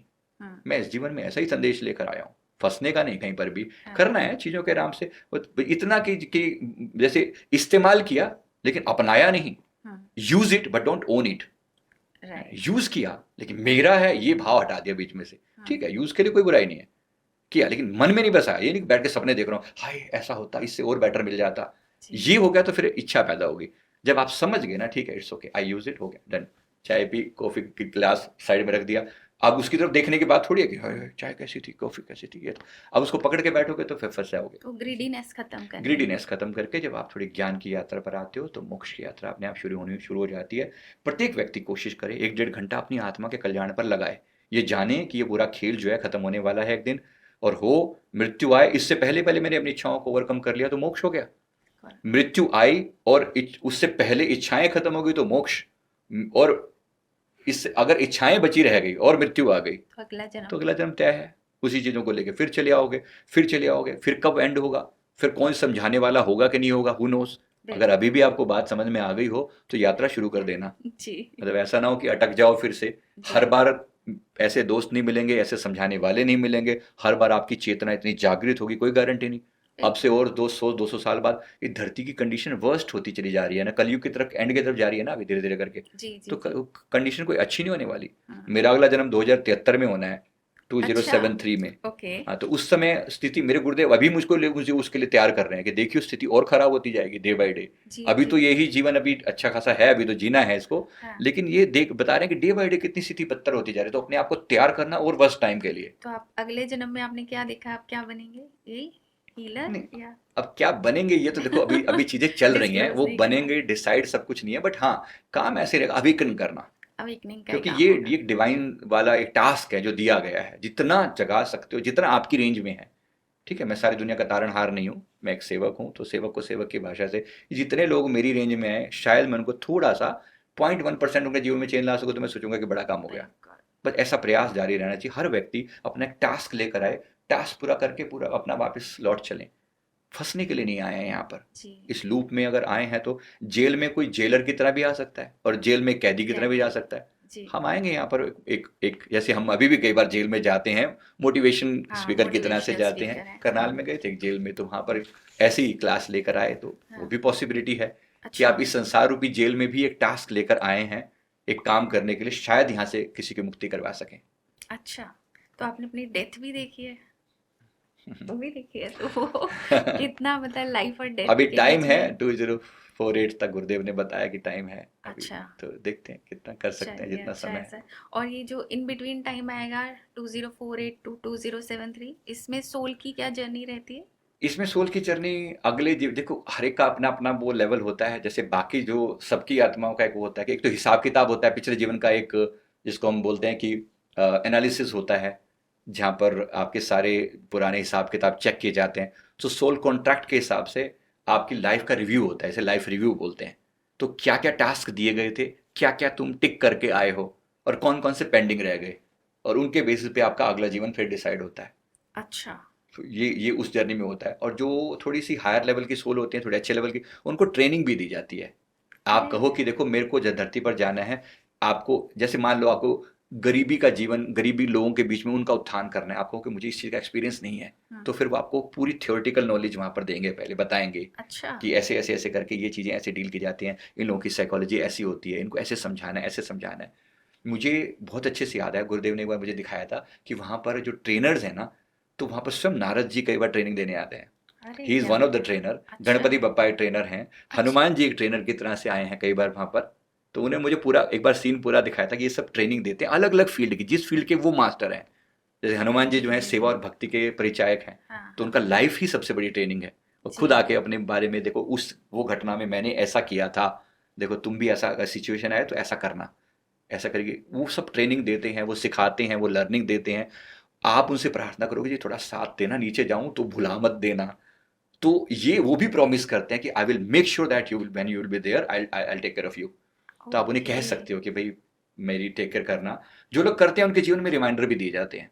आप अपने व्यूअर से पूछो सभी का, क्या आपको रिमाइंडर नहीं मिले?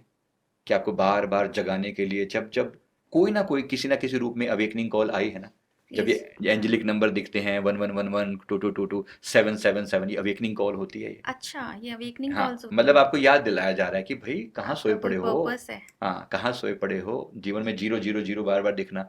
अगर आप पर्पस से बिल्कुल ड्रिफ्ट होकर उल्टी साइड में चले जाते हो तो 000 दिखाया जाता है, बार बार सामने आता है कि भाई समझ जाओ, तुम कुछ और करके आए थे, वहां प्रॉमिस कुछ और किया था, यहाँ कुछ और कर रहे हो। ओके, किसी ने ईमानदारी का प्रॉमिस किया था, मैं पूरा जीवन ईमानदारी में बताऊंगा, यहाँ कोई बेईमानी वाली चीज करेगा ना तो तुरंत उसको इंडिकेशन दिया जाएगा गलत कर रहे हो। अच्छा, वो एंजेलिक नंबर हाँ, दिखेगा, वो एंजेलिक कोई नंबर भी उसको हो सकता दिखेंगे। है। कोई व्यक्ति आगे वार्निंग भी दे सकता है, जैसे कोई वीडियो सामने आ गया, कोई और चीज से वार्निंग मिल गई, किसी ने डांट दिया, किसी ने थप्पड़ मार दिया, किसी ने अपमान कर दिया, यानी वो आपको चेतावनी के रूप में बताया जा रहा है कि भाई तुम कुछ गलत कर रहे हो। तो कभी किसी के अपमान को, कभी किसी के चेतावनी को, कभी किसी वार्निंग को, कभी किसी के अपने से दूर होने को, पीड़ा को, दर्द को, बीमारी को गलत मत समझना। जी, क्या जी। पता वो उसी से आपकी अवेकनिंग हो रही हो।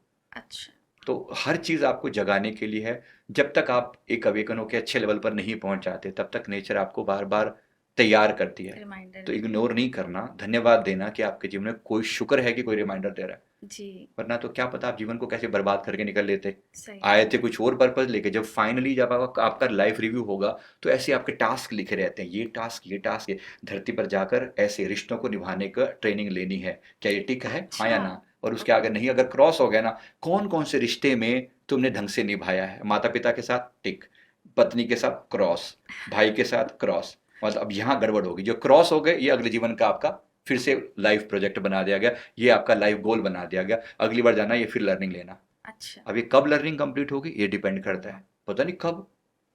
कम से कम हम उस राह पर तो हैं, हमें पता तो है कि कोई लाइफ गोल नाम की चीज भी होती है। जी, वरना आप दुनिया के 90% क्या, मैं 98% लोगों से पूछ के देख लें, अपने आसपास के 100 लोगों से पूछ लो, तुम्हें पता है यहाँ पर तुम क्यों आए हो? वो खाओ पियो ऐश करो बस, लोगों को इसके अलावा कुछ सुनता है क्या? बस नहीं। यही, इसके अलावा किसको क्या पता हम लाइफ गोल क्या चीज होती है, जी, क्यों आए हैं यहाँ पर, सोल कॉन्ट्रैक्ट क्या होता है। तो जगाना एक पर्पस है, समझ जाएं तो ठीक है, ये तो कोई बात नहीं। और जूते खाते रहना और अपमान सहना और पिटाई खाना और नरकों में जब भुगत भुगत के और बीमारियां आएंगी, है ना, फिर समझ में जाओगे तो तब समझ लेना, ठीक है, आपकी मर्जी है। जी, पर जी, कितना जी। दुख होगा, कितनी पीड़ा होगी। माँ बाप जब बच्चे को दुख में देखते हैं ना, बच्चा आग में हाथ डाल रहा है, माँ बाप को तकलीफ तो होती है, रोकते भी हैं, फिर भी अगर जबरदस्ती करेगी, नहीं नहीं मुझे तो डालना ही है, ठीक है भाई देख ले, जब चलेगा हाथ तो अपने आप तो पीछे पता करेगा। है। जी, तो कुछ चीज़ों पे फिर ऐसी प्रकृति भी चुप हो जाती है, परमात्मा भी चुप हो जाता है कि कुछ चीज़ें जूते खाकर ही सीखेंगे लोग। फिर इट्स वो ओके। आते हैं। It's an I opening podcast for me, और मुझे लगता है हमारे व्यूअर्स के लिए भी। प्लीज़ इसको स्टार्टिंग टू एंड देखिएगा, और इतनी अच्छी सर ने बातें बताई हैं उसको अपनी लाइफ में इम्प्लीमेंट करिए। हमें बताइए आपने इस एपिसोड से क्या सीखा, और आप कुछ और भी जानना चाहते हैं तो प्लीज़ हमें कमेंट्स में लिखिए। और मैं चाहूँगी, अभी हमने 2 या 3 लाइन्स में सर से बात की है एंजेलिक नंबर्स के बारे में, तो कुछ अगर आपके एंजेलिक नंबर से रिलेटेड क्वेश्चंस हों तो हमें प्लीज़ लिख के भेजिए। मैं चाहूँगी सर को हम एक बार और इनवाइट करें और एंजेलिक नंबर्स के ऊपर हम डिटेल में बात करें, बिकॉज ये भी एक डिफरेंट कॉन्सेप्ट है और बहुत ज़रूरी है हम लोगों की अवेकनिंग के लिए। तो आई होप आज का पॉडकास्ट आपको अच्छा लगा होगा। अच्छा लगा हो तो प्लीज़ लाइक कमेंट शेयर कीजिए। Thank you so much, and thank you so much sir इस पॉडकास्ट में आने के लिए, इतनी अच्छी बातें बताने के लिए, और एक अवेकनिंग हमें भी देने के लिए। Thanks again. Thank you.